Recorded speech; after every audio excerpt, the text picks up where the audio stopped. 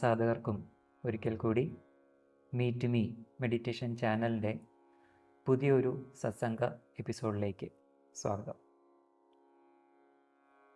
ഒരു ധ്യാനകഥയിലൂടെ നമുക്ക് ഇന്നത്തെ സത്സംഗം തുടങ്ങാം. പാടും എളുപ്പവും, ഇതാണ് ധ്യാനകഥയുടെ പേര്. സത്യത്തെ അറിയാൻ വളരെയധികം താല്പര്യമുള്ള ഒരു സാധകൻ തൻ്റെ ധ്യാനഗുരുവിനോട് ചോദ്യങ്ങൾ പണ്ട് മുതലേ ഇങ്ങനെ ചോദിച്ചുകൊണ്ടേയിരിക്കുന്ന ഒരു പ്രകൃതക്കാരനായിരുന്നു. ധ്യാനഗുരു ഒരിക്കലും ആ സാധകനെ നിരുത്സാഹപ്പെടുത്തിയിട്ടില്ല. കാരണം ആ ധ്യാനസാധകൻ ചോദ്യങ്ങളെല്ലാം ചോദിക്കുന്നത് അവൻ്റെ തന്നെ പരിവർത്തനത്തിന് വേണ്ടിയിട്ടാണ്. അപ്പം ഒരിക്കലും ഗുരു ആ ചോദ്യങ്ങളെ ഒന്നും നിരുത്സാഹപ്പെടുത്തുകയോ എന്തിനാണ് നീ ഇങ്ങനെയൊക്കെ ചോദ്യങ്ങൾ ചോദിക്കുന്നത് എന്നൊന്നും ചോദിക്കാറില്ല. ഒരിക്കൽ ധ്യാനസാധകൻ ധ്യാനഗുരുവിനോടൊപ്പം നടക്കുമ്പോൾ ഒരു ചോദ്യം ചോദിക്കുകയാണ്. ഏറ്റവും പാടുള്ള കാര്യം ഏതാണ്? അപ്പം ധ്യാനഗുരു പറയും, തന്നെ തേടുന്നതാണ് ഏറ്റവും പാടുള്ള കാര്യം. ധ്യാനസാധകൻ ചോദിക്കും, ഇപ്പം ഏറ്റവും എളുപ്പമുള്ളതോ? തന്നെ തേടാതിരിക്കുന്നതാണ് ഏറ്റവും എളുപ്പമുള്ള കാര്യം. ധ്യാനസാധകൻ ഗുരുവിനെ വിടാൻ ഭാവമില്ല, വീണ്ടും ചോദിക്കും, ഇപ്പം പാടുള്ളതും എളുപ്പമായതും എളുപ്പമല്ലാത്തതും ആയിട്ടുള്ളത് എന്താണ്? ധ്യാനഗുരു വീണ്ടും ഒന്നുകൂടെ ചിരിച്ചിട്ട് പറയും, ഇത്തരം ചോദ്യങ്ങൾ ചോദിക്കലാണ് അത് ഏറ്റവും പാടുള്ളതും എളുപ്പമുള്ളതും. ധ്യാനസാധകനും ഗുരുവും സ്വയം മറന്ന് പൊട്ടിച്ചിരിച്ചുകൊണ്ട് കുറേ നേരം അങ്ങനെ നടക്കുകയായിരുന്നു. അപ്പം ഈ ധ്യാനകഥ ഉദ്ദേശിക്കുന്നത് അവനവനെ തിരിച്ചറിയുക എന്നുള്ളതാണ് ആധ്യാത്മികത. അവനവൻ്റെ സ്വരൂപത്തെ തിരിച്ചറിയുക എന്നുള്ളതാണ്. ആ തിരിച്ചറിയലിന് എളുപ്പവഴികളൊന്നുമില്ല. എളുപ്പവഴികളുണ്ടെങ്കിൽ അത് നമ്മളെ എളുപ്പത്തിൽ കുഴിയിൽ വീഴ്ത്തുന്നവ മാത്രമായിരിക്കും. ഈ ഒരു ധ്യാനകഥ ഔദൂജി നമുക്കായിട്ട് രചിച്ചത് നമ്മളെ മനനം ചെയ്യിപ്പിച്ച് സ്വന്തം സ്വരൂപത്തെ തിരിച്ചറിയിച്ചു കൊണ്ടേയിരിക്കാൻ വേണ്ടിയിട്ടാണ്. ആ ഒരു ബോധം നമ്മളിൽ എപ്പോഴും സദാ നിലനിൽക്കാൻ വേണ്ടിയിട്ടാണ്. ഈ ധ്യാനകഥയെ മനനം ചെയ്തുകൊണ്ട് നമുക്ക് ഇന്നത്തെ സത്സംഗത്തിലേക്ക് കടക്കാം. നമ്മളിന്ന് തിരുവനന്തപുരം ജില്ലയിലെ വട്ടിയൂർക്കാവ് എന്ന് പറഞ്ഞ സ്ഥലത്താണ്. ഈ ഒരു സ്ഥലത്ത് എത്താനുള്ള ഒരു പ്രധാന കാരണം നമ്മൾ ഇന്ന് എത്തിച്ചേർന്നിരിക്കുന്ന ഈ പ്രദേശം തന്നെയാണ്. പ്രദേശത്ത് നമ്മൾ പരിചയപ്പെടാൻ പോകുന്ന മഹാത്മാവിനെയും ആ ഒരു വിശേഷണം ഉള്ളതുകൊണ്ട് തന്നെയാണ്.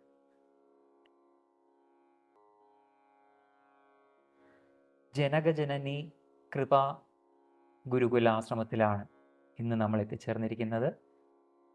സ്വാമി തത്വരൂപാനന്ദ സരസ്വതിജിയാണ് ഇന്ന് നമ്മളോടൊപ്പം സത്സംഗത്തിനായിട്ട് നമ്മളോടൊപ്പം ഉള്ളത്. നമുക്ക് അദ്ദേഹത്തെ സ്നേഹപൂർവ്വം ബഹുമാനപൂർവ്വം സ്വാഗതം ചെയ്യാം.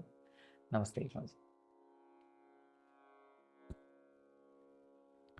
സ്വാമിജി, അങ്ങയുടെ ബാല്യത്തെക്കുറിച്ചും എങ്ങനെയാണ് ഈ ഒരു ആധ്യാത്മിക മേഖലയിലേക്ക് കടന്നു വരാനുണ്ടായ ഒരു സാഹചര്യം, ഇതൊക്കെ അറിയാൻ താല്പര്യമുണ്ട്. ഞാൻ ജനിച്ചു വളർന്നതെല്ലാം തൃശ്ശൂരാണ്. തൃശ്ശൂർ ചേർപ്പ് എന്ന് പറഞ്ഞൊരു സ്ഥലമുണ്ട്. അതിനടുത്തായിട്ട് അമ്മാടം പള്ളിപ്പുറം. ഈ പള്ളിപ്പുറം എന്നുള്ള ചെറിയൊരു ഗ്രാമത്തിലാണ് ഞാൻ ജനിച്ചത്. ഒരു കാർഷിക കുടുംബമായിരുന്നു ഞങ്ങൾ. 6 മക്കളായിരുന്നു. 4ാമത്തെ ആളാണ് ഞാൻ. എനിക്ക് മുന്നിലായിട്ട് 3 പെൺ, താഴെ ഒരു സഹോദരനും ഒരു സഹോദരിയും. ഇതാണ് നമ്മളുടെ കുടുംബ പശ്ചാത്തലം. സാധാരണ ആ പള്ളിപ്പുറം എന്നുള്ള ഗ്രാമം തന്നെ അതിമനോഹരമായിട്ട് വയലുകളും, പിന്നെ വർഷക്കാലം വന്നിട്ടുണ്ടെങ്കിൽ ഈ വയലിലെല്ലാം വെള്ളം കയറി വെള്ളം നിറഞ്ഞിരിക്കും. അവിടെ നീന്തി കുളിക്കുക, ഇതൊക്കെയായിരുന്നു ഞങ്ങളുടെ ഒരു ഹോബിയായിട്ട്. പിന്നെ വീട്ടിൽ പശുക്കളൊക്കെ ഉണ്ടായിരുന്നു. ഈ പശുക്കളെയെല്ലാം സ്കൂൾ വെക്കേഷനിൽ ഈ പാടത്തേക്ക് വിട്ട് നമ്മളെല്ലാവരും അവിടെ പാടത്തെല്ലാവരും കൂടി കളിക്കും, ഫുട്ബോൾ കളിക്കുക. നമ്മൾ സാധാരണ, പ്രത്യേകിച്ച് എനിക്ക് സ്കൂളിൽ പഠിക്കുമ്പോൾ ഒരു വലിയൊരു ബുദ്ധിമാനൊന്നല്ലായിരുന്നില്ല. ഇപ്പോഴും ഞാൻ ബുദ്ധിമാൻ എന്ന് പറയില്ല. എന്നാലും കുഴപ്പമില്ലാതെ പഠിക്കും. സ്പോർട്സിൽ എനിക്ക് വലിയ താല്പര്യമുണ്ട്, പ്രത്യേകിച്ചും അത്ലറ്റിക്സ്. ഞാൻ നന്നായിട്ട് പെർഫോം ചെയ്യുമായിരുന്നു ആ സമയത്ത്. അങ്ങനെയൊക്കെയാണ് ജീവിതം, ഇങ്ങനെ പോകുന്നു. പ്രത്യേകിച്ച് വലിയ കുഴപ്പമൊന്നും ഇല്ലാതെ. ഇപ്പോൾ എല്ലാ വീടുകളിലും സാധാരണ പോലെയുള്ള ചില പ്രശ്നങ്ങളുണ്ടാവുന്നു. അതെല്ലാം ഇങ്ങനെ എന്തെങ്കിലുമൊക്കെ ഉണ്ടാകുമ്പോൾ ഞാൻ കുറേ ചിന്തിക്കുമായിരുന്നു. എന്തിനാണ് ആൾക്കാർ വെറുതെ വഴക്കൂടുന്നത്? അതുകൊണ്ട് എന്തെങ്കിലും പ്രയോജനമുണ്ടോ? ഇങ്ങനെയെല്ലാം ഞാൻ ചിന്തിക്കുമായിരുന്നു. പിന്നീട് ഞാൻ 8ാം ക്ലാസ്സിൽ പഠിക്കുമ്പോൾ, 8ഓ 9ലോ പഠിക്കുമ്പോഴാണ് ഞാൻ അവിടെ അടുത്ത് തന്നെയുള്ളൊരു ആശ്രമമുണ്ട്, നാരായണാശ്രമ തപോവൻ എന്ന് പറഞ്ഞിട്ട്, സ്വാമി ഭൂമാനന്ദ തീർത്ഥ. ആ ഭൂമാനന്ദ തീർത്ഥ സ്വാമികളാണ് ഞാൻ ആദ്യമായിട്ട് കണ്ട ഒരു സ്വാമി എന്ന് പറയാം, സന്യാസി വര്യൻ.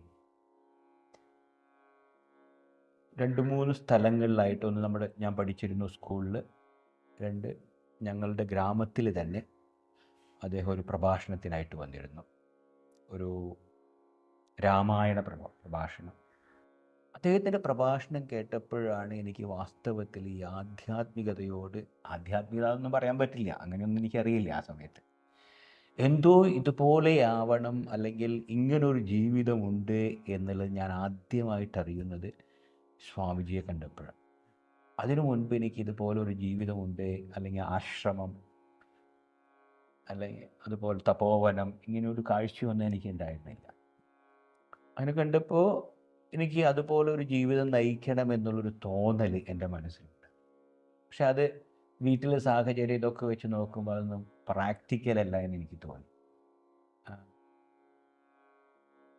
ഒരു ആൺകുട്ടിയുടെ മൂത്ത മകനാണ് ഞാൻ, അപ്പോൾ എനിക്ക് കുറേ ചുമതലകളൊക്കെ ഉണ്ട് എന്നുള്ളൊരു ചുമതലാബോധമൊക്കെ എനിക്ക് ആ സമയത്തുണ്ടായി. അങ്ങനെ ഞാൻ സ്കൂൾ ഫൈനൽ കഴിഞ്ഞു. അത് കഴിഞ്ഞപ്പോൾ തുടർന്ന് പഠിക്കാനുള്ളൊരു ആഗ്രഹമൊന്നും എനിക്കുണ്ടായിരുന്നില്ല. ലക്ഷ്യം ഞാൻ ഓൾറെഡി ഫിക്സ് ചെയ്തിരുന്നു. ഇതാണ് എൻ്റെ ലക്ഷ്യം എന്നുള്ളതിനെ കുറിച്ച് എനിക്ക് നല്ല ബോധ്യമുണ്ട്. അതുകൊണ്ട് ഫസ്റ്റ് എൻ്റെ ഒരു പ്രയോറിറ്റി എന്ന് പറഞ്ഞാൽ എങ്ങനെയും കുറേ പൈസ സമ്പാദിക്കാം. അതെനിക്കല്ല, ഈ പൈസ കുടുംബത്തിന് കൊടുത്ത് എന്നിൽ തോന്നുന്ന ഒരു ചുമതലാബോധം അതൊരു എനിക്കൊരു തടസ്സമാവരുത് എൻ്റെ ആധ്യാത്മിക ജീവിതത്തിൽ. അങ്ങനെയായിരുന്നു എൻ്റെ ഒരു ലക്ഷ്യം. അങ്ങനെയാണ് പിന്നെ ഞാൻ കുറച്ച് കാലം കർണാടകയിൽ പോയി അവിടെ ജോലി ചെയ്തു. അവിടെ നിന്ന് തിരിച്ചു വന്നു. പിന്നെ തൃശ്ശൂർ തന്നെ കുറച്ച് കാലം ജോലി ചെയ്തു. പക്ഷെ ഇങ്ങനെ ജോലി ചെയ്യുന്ന സമയത്തൊന്നും തന്നെ എൻ്റെ മനസ്സ് ഒരു ശാന്തമായിരുന്നില്ല. കാരണം എന്താണെന്ന് ചോദിച്ചാൽ, എനിക്ക് എന്താണ് വേണ്ടത് അതിനല്ല ഞാൻ പ്രവർത്തിക്കുന്നത്, അതിന് വിപരീതമായിട്ടുള്ളൊരു ദിശയിൽ കൂടിയാണ് ഞാൻ പോകുന്നത്. അങ്ങനെ ഇരുന്ന് ആ സമയത്ത് ഞാൻ വളരെ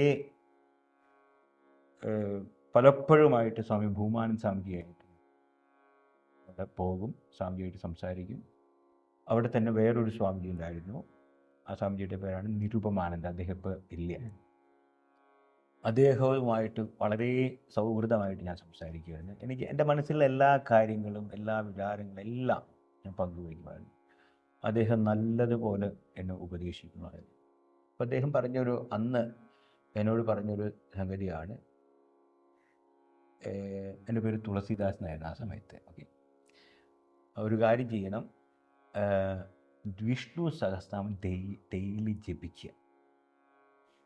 ഭഗവാനാണ് ഈ പ്രപഞ്ചമെല്ലാം കാത്തു സൂക്ഷിക്കുന്നത്. അപ്പോൾ നമ്മുടെ ഒരു കുടുംബത്തെ വേണ്ടതുപോലെ സംരക്ഷിക്കാനായിട്ട് ഈ പ്രപഞ്ചം മുഴുവനും കാത്തു സൂക്ഷിക്കുന്ന ആ ജഗദീശ്വരനെ ഒരു ചെറിയ കുടുംബത്തെ സംരക്ഷിക്കുക എന്ന് പറയുന്നുണ്ടെങ്കിൽ വലിയ പാടുള്ളതല്ല. അപ്പോൾ അതുകൊണ്ട് പൂർണ്ണമായിട്ട് അങ്ങോട്ട് ഭഗവാനിൽ അങ്ങ് സമർപ്പിക്കുക, എല്ലാം നടക്കും. അപ്പം അന്നത്തെ എൻ്റെ മനസ്സിൻ്റെ ഒരു ലോജിക്ക് വെച്ച് അതെനിക്ക് ആ സമയത്ത് എനിക്ക് കിട്ടേണ്ട ഏറ്റവും നല്ലൊരു ഉപദേശമായിരുന്നു. അതുപോലെ തന്നെ ഇന്നും ദിവസവും ഞാൻ വിഷ്ണു സഹസ്രനാമം ജപിച്ചിട്ടേ വേറെ ഒന്നും ചെയ്യും. പല ആശ്രമങ്ങളിൽ പോയി വേദാന്തം പഠിച്ചു. ഇതെല്ലാം പഠിക്കുമ്പോഴും ഞാൻ ദിവസവും രാവിലെ എഴുന്നേറ്റ് കുളിയെല്ലാം കഴിഞ്ഞ് വിഷ്ണു സഹസ്രനാമം ജപിക്കും. അതിന് ശേഷമേ ഞാൻ എന്തും ചെയ്യാറുള്ളൂ. അപ്പം അങ്ങനെയാണ് എൻ്റെ ബാല്യജീവിതം. അങ്ങനെ 10ാം ക്ലാസ് കഴിഞ്ഞ് കുറച്ച് കാലം കഴിഞ്ഞപ്പോൾ ഞാൻ ആശ്രമത്തിൽ തന്നെ ചേർന്നു. അവിടെ നാരായണാശ്രമ തപോവനത്തിൽ ഞാൻ ചേർന്നു. അപ്പം എൻ്റെ ഉള്ളിലുള്ളൊരു ആഗ്രഹം എന്ന് പറഞ്ഞാൽ നമ്മുടെ ആധ്യാത്മിക ഗ്രന്ഥങ്ങൾ വേണ്ടതുപോലെ അറിയണം. അപ്പം അതിന് സംസ്കൃതം പഠിക്കണം. സംസ്കൃതത്തിലുള്ള ഗ്രന്ഥങ്ങൾ സംസ്കൃതത്തിൽ കൂടി തന്നെ പഠിക്കണം. ഇങ്ങനെയുള്ള ആഗ്രഹം വെച്ചിട്ടാണ് ഞാൻ ആശ്രമത്തിൽ ചേർന്നത്. ഞാൻ ആശ്രമത്തിൽ ചേർന്ന് കഴിഞ്ഞപ്പോൾ അവിടെ നമുക്ക് പഠിക്കാനുള്ള സാഹചര്യം വളരെ കുറവായിരുന്നു. കൂടുതലും നമുക്ക് കർമ്മ മേഖലയിലാണ് നമ്മൾ കൂടുതൽ. അങ്ങനെ 1-2 വർഷം കഴിഞ്ഞപ്പോൾ ഞാൻ വിചാരിച്ചു ഓരോ വർഷം കഴിയുമ്പോൾ ഇപ്പോൾ ഇത് കഴിഞ്ഞാൽ നമുക്ക് കുറച്ച് സമയം ഉണ്ടാവും, അപ്പോൾ പഠിക്കാൻ പറ്റും. അങ്ങനെ ഞാൻ അങ്ങനെ കാത്തിരുന്നു. 3 വർഷം കഴിഞ്ഞിട്ടും കർമ്മത്തിന് യാതൊരു ശമനവുമില്ല. അങ്ങനെ വന്നപ്പോൾ ഞാൻ തന്നെ തീരുമാനിച്ചു. ആ സമയത്ത് ഒരു നിമിത്തമായിട്ട് അവിടെ ഒരു സ്വാമി വന്നു. ആ സ്വാമി എന്നോട് പറഞ്ഞു, അങ്ങ് വളരെ ചെറുപ്പമാണ്, ഈ സമയത്ത് തീർച്ചയായിട്ടും പഠിക്കണം. ആ പഠിപ്പ് എന്നുള്ളത് ഇപ്പോഴേ പറ്റും, അതുകൊണ്ട് പഠിക്കാനായിട്ടുള്ള ഒരു തീരുമാനമെടുക്കണം എന്ന്. അങ്ങനെ ഞാൻ ആശ്രമത്തിൽ അന്നത്തെ സാഹചര്യം എന്ന് പറഞ്ഞാൽ ഞാനായിരുന്നു ഒരു ബ്രഹ്മചാരിയായിട്ട് അവിടെ ഉണ്ടായിരുന്നു. വേറെ ആരും തന്നെ അവിടെ ഇല്ല. എൻ്റെ മനസ്സിലുള്ളത് കൃത്യമായിട്ട് തുറന്ന് പറഞ്ഞ് ആശ്രമത്തിൽ നിന്ന് പോകുക എന്നുള്ളത് എനിക്ക് വലിയൊരു വിഷമമായിരുന്നു. മനസ്സിലായില്ലേ? അതുകൊണ്ട് അവിടെയുള്ള ആ കൊച്ചു സ്വാമി, ഞാൻ പറഞ്ഞു നിരുപമാനന്ദ സ്വാമിജി, അദ്ദേഹത്തോട് എൻ്റെ മനസ്സിലുള്ള കാര്യങ്ങൾ ഞാൻ പറഞ്ഞു. അവിടെയുള്ള ഭൂമാനന്ദ സ്വാമിജിയോട് എനിക്ക് പറയാനായിട്ട് ധൈര്യം ഉണ്ടായിരുന്നില്ല ആ സമയത്ത്. എന്തോ ഒരു ഭയം ഉള്ളിൽ, മനസ്സിലായില്ല. അതെന്താണെന്ന് ഇന്നും ചോദിച്ചു കഴിഞ്ഞാൽ എനിക്കറിയാം. സ്വാമിജിയെ കാണാൻ പോകുമ്പോൾ തന്നെ സ്വാമിജി പലപ്പോഴും പറയാറുണ്ട് എന്നോട്, എന്തുകൊണ്ട് പറഞ്ഞില്ല എന്ന് ചോദിച്ചാൽ ഇന്നും എനിക്ക് അതിന് ഉത്തരവില്ല. വാസ്തവത്തിൽ എന്തുകൊണ്ട് എനിക്ക് പറഞ്ഞു പോകാമായിരുന്നു, അല്ലേ? ഒരു സാധാരണ രീതിയിൽ പറഞ്ഞ് ഞാൻ പോകാമെന്ന് പറഞ്ഞ് പോകാമായിരുന്നു. പക്ഷേ ഇന്നും എനിക്കറിയില്ല എന്തുകൊണ്ട് ഞാൻ പറഞ്ഞില്ല. ഒരു പുലർച്ചെ ആശ്രമത്തിൽ നിന്ന് വിട്ടു പോവാണ്. എൻ്റെ ലക്ഷ്യം എന്ന് പറഞ്ഞാൽ പഠിക്കുക. എവിടെ പോകുന്നു, എന്താണ് അടുത്ത ഒരു താവളമെന്ന് ഒന്നും അറിയില്ല. എൻ്റെ കയ്യിൽ കുറച്ച് പൈസയുണ്ട്. ഒരു സാധാരണ ടിക്കറ്റ് എടുത്ത് ഞാൻ നേരെ ഡൽഹിക്ക് പോയി. ഡൽഹിയിൽ നിന്ന് ഹരിദ്വാറിൽ പോയി. ഹരിദ്വാറിൽ കുറച്ച് കാലം താമസിച്ചു. അങ്ങനെ നേരെ ഋഷികേശിൽ പോയി. അവിടെ ഇപ്പോൾ ഋഷികേശിൽ ഞാൻ പോയ സമയത്ത് ഞാൻ ഈ ആശ്രമ തപോവനത്തിൽ കണ്ട സ്വാമിജി അവിടെ ഉണ്ടായിരുന്നു. എന്നോട് പഠിക്കണമെന്ന് പറഞ്ഞത്. അപ്പോൾ അദ്ദേഹം എന്നെ കണ്ടപ്പോൾ അതിശയിച്ചു. ഞാൻ ഈ തൃശ്ശൂർ ആശ്രമത്തിൽ എല്ലാ സൗകര്യങ്ങളോടുകൂടി ഞാൻ എല്ലാം ഉണ്ട്. ഭക്ഷണമുണ്ട്, താമസമുണ്ട്, വസ്ത്രമുണ്ട്, എല്ലാം പരിപൂർണമായിട്ട് നല്ല സുഖമായിട്ട് ഞാൻ ജീവിക്കും. ഞാൻ ഉദ്ദേശിച്ചത് സുഖമായിട്ടൊരു ജീവിതമല്ല. സുഖം നമുക്ക് എവിടെയും ഒരു കംഫർട്ടബിൾ ആയിട്ടുള്ളൊരു ജീവിതമല്ല ഞാൻ ഉദ്ദേശിക്കുന്നത്. ഞാൻ ഉദ്ദേശിക്കുന്നത് നമ്മുടെ ഗ്രന്ഥങ്ങൾ പഠിക്കാനുള്ള ഒരു അവസരം എനിക്കുണ്ടാവണം. അങ്ങനെ ആണ് അവിടെ കുറേ കാലം താമസിച്ച് ആ സമയത്താണ് എനിക്ക് ഈ സ്വാമിജി പറഞ്ഞു, ഇങ്ങനെ ഋഷികേശിൽ ദയാനന്ദാശ്രമം എന്ന് പറഞ്ഞൊരു ആശ്രമമുണ്ട്. ആ ദയാനന്ദാശ്രമത്തിലാണ് നന്നായിട്ട് അവിടെ ഇംഗ്ലീഷിൽ പഠിപ്പിക്കും. എനിക്ക് ഹിന്ദി അത്ര വശമുണ്ടായിരുന്നില്ല, ഇംഗ്ലീഷും വലിയ വശമൊന്നും ഉണ്ടായിരുന്നില്ല. എന്നാലും ഹിന്ദിയേക്കാൾ നന്നായിട്ട് ഇംഗ്ലീഷ് അറിയുമായിരുന്നു. അപ്പോൾ ഇംഗ്ലീഷ് മീഡിയം ആണെങ്കിൽ പഠിക്കാനായിട്ട് കുറച്ചും കൂടി എളുപ്പമാണ് എന്ന് അദ്ദേഹം പറഞ്ഞു. അദ്ദേഹം തന്നെ എന്നെ കൂട്ടി ഈ ദയാനന്ദാശ്രമത്തിൽ കൊണ്ടുപോയി പരിചയപ്പെടുത്തി. അപ്പോൾ അവർ പറഞ്ഞു ഇപ്പോൾ ഇവിടുത്തെ കോഴ്സ് നടക്കുന്നത് ദയാനന്ദാശ്രമത്തിൻ്റെ തന്നെ വേറൊരു ബ്രാഞ്ച് ഉണ്ട് ഈ കോയമ്പത്തൂർ ആനക്കട്ടി എന്ന് പറഞ്ഞു, അവിടെയാണ് കോഴ്സ് നടക്കുന്നത്, അതുകൊണ്ട് അങ്ങോട്ട് പോവാണ് നല്ലത് എന്ന് പറഞ്ഞു. പോയി അവിടെ നിന്ന് എന്താ പറയുക ഋഷികേശിൽ നിന്ന് വീണ്ടും ഞാൻ ഈ കോയമ്പത്തൂരിലേക്ക് വന്നു. അതൊരു മെയ് മാസത്തിലൊക്കെയാണ്, 1995 മെയ്യിൽ. അങ്ങനെ അവിടെ വന്ന് കുറച്ച് കാലം അവിടെ താമസിച്ചു. അവിടുത്തെ ഒരു കോഴ്സ് ഉണ്ടായിരുന്നു, 3 വർഷം നീണ്ടു നിൽക്കുന്ന കോഴ്സ്, 3.5 വർഷമാണ്. അതിൽ അര വർഷം എനിക്ക് ചേരാനായിട്ട് പറ്റില്ല, ഞാൻ ചെല്ലുന്നതിന് മുമ്പ് അവിടെ കോഴ്സ് നടന്നിരുന്നു. അങ്ങനെ 3 വർഷത്തെ കോഴ്സ് ഞാൻ കംപ്ലീറ്റ് ചെയ്തു. സംസ്കൃതത്തിൽ പാണിനീയം ഗ്രാമർ എനിക്ക് തൃപ്തിയാവുന്ന വിധത്തിൽ ഞാൻ പഠിച്ചു അവിടെ. മനസ്സിലായി, നമുക്കൊരു എന്താ പറയുക, നമ്മൾ ഇത്രയും കാലമൊക്കെ മറ്റൊരു ആശ്രമത്തിൽ നിന്ന് കുറേ ഈ പ്രവർത്തികളിലൊക്കെ ചെയ്ത് നമുക്ക് അതുകൊണ്ട് ആ കോഴ്സിന് ചേരാനുള്ളൊരു യോഗ്യത നമുക്ക് കിട്ടി. അവിടെ ചെന്നപ്പോൾ ആ കോഴ്സിൻ്റെ പ്രാധാന്യം നമുക്ക് കൃത്യമായിട്ട് അറിയാനായിട്ട് സാധിച്ചു. പരമാവധി സമയം ഈ അറിവ് നേടാനായിട്ട് നമ്മൾ ഈ 3.5 വർഷം, ഇതാണ് ഭാഗ്യം എന്ന് പറയും. ഈ സമയം എനിക്കൊരു 22-23 വയസ്സാണ് ഈ സമയത്ത് പ്രായം.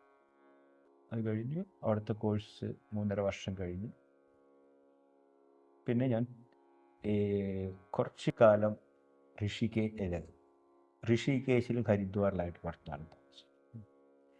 അതിനുശേഷം നമ്മുടെ ഗുരുനാഥനായ ഈ ദയാനന്ദ സരസ്വതി സ്വാമിജി പറഞ്ഞു, ഒരു കാര്യം ചെയ്യൂ, തിരുവനന്തപുരത്തേക്ക് പോകാനായിട്ട് പറഞ്ഞു.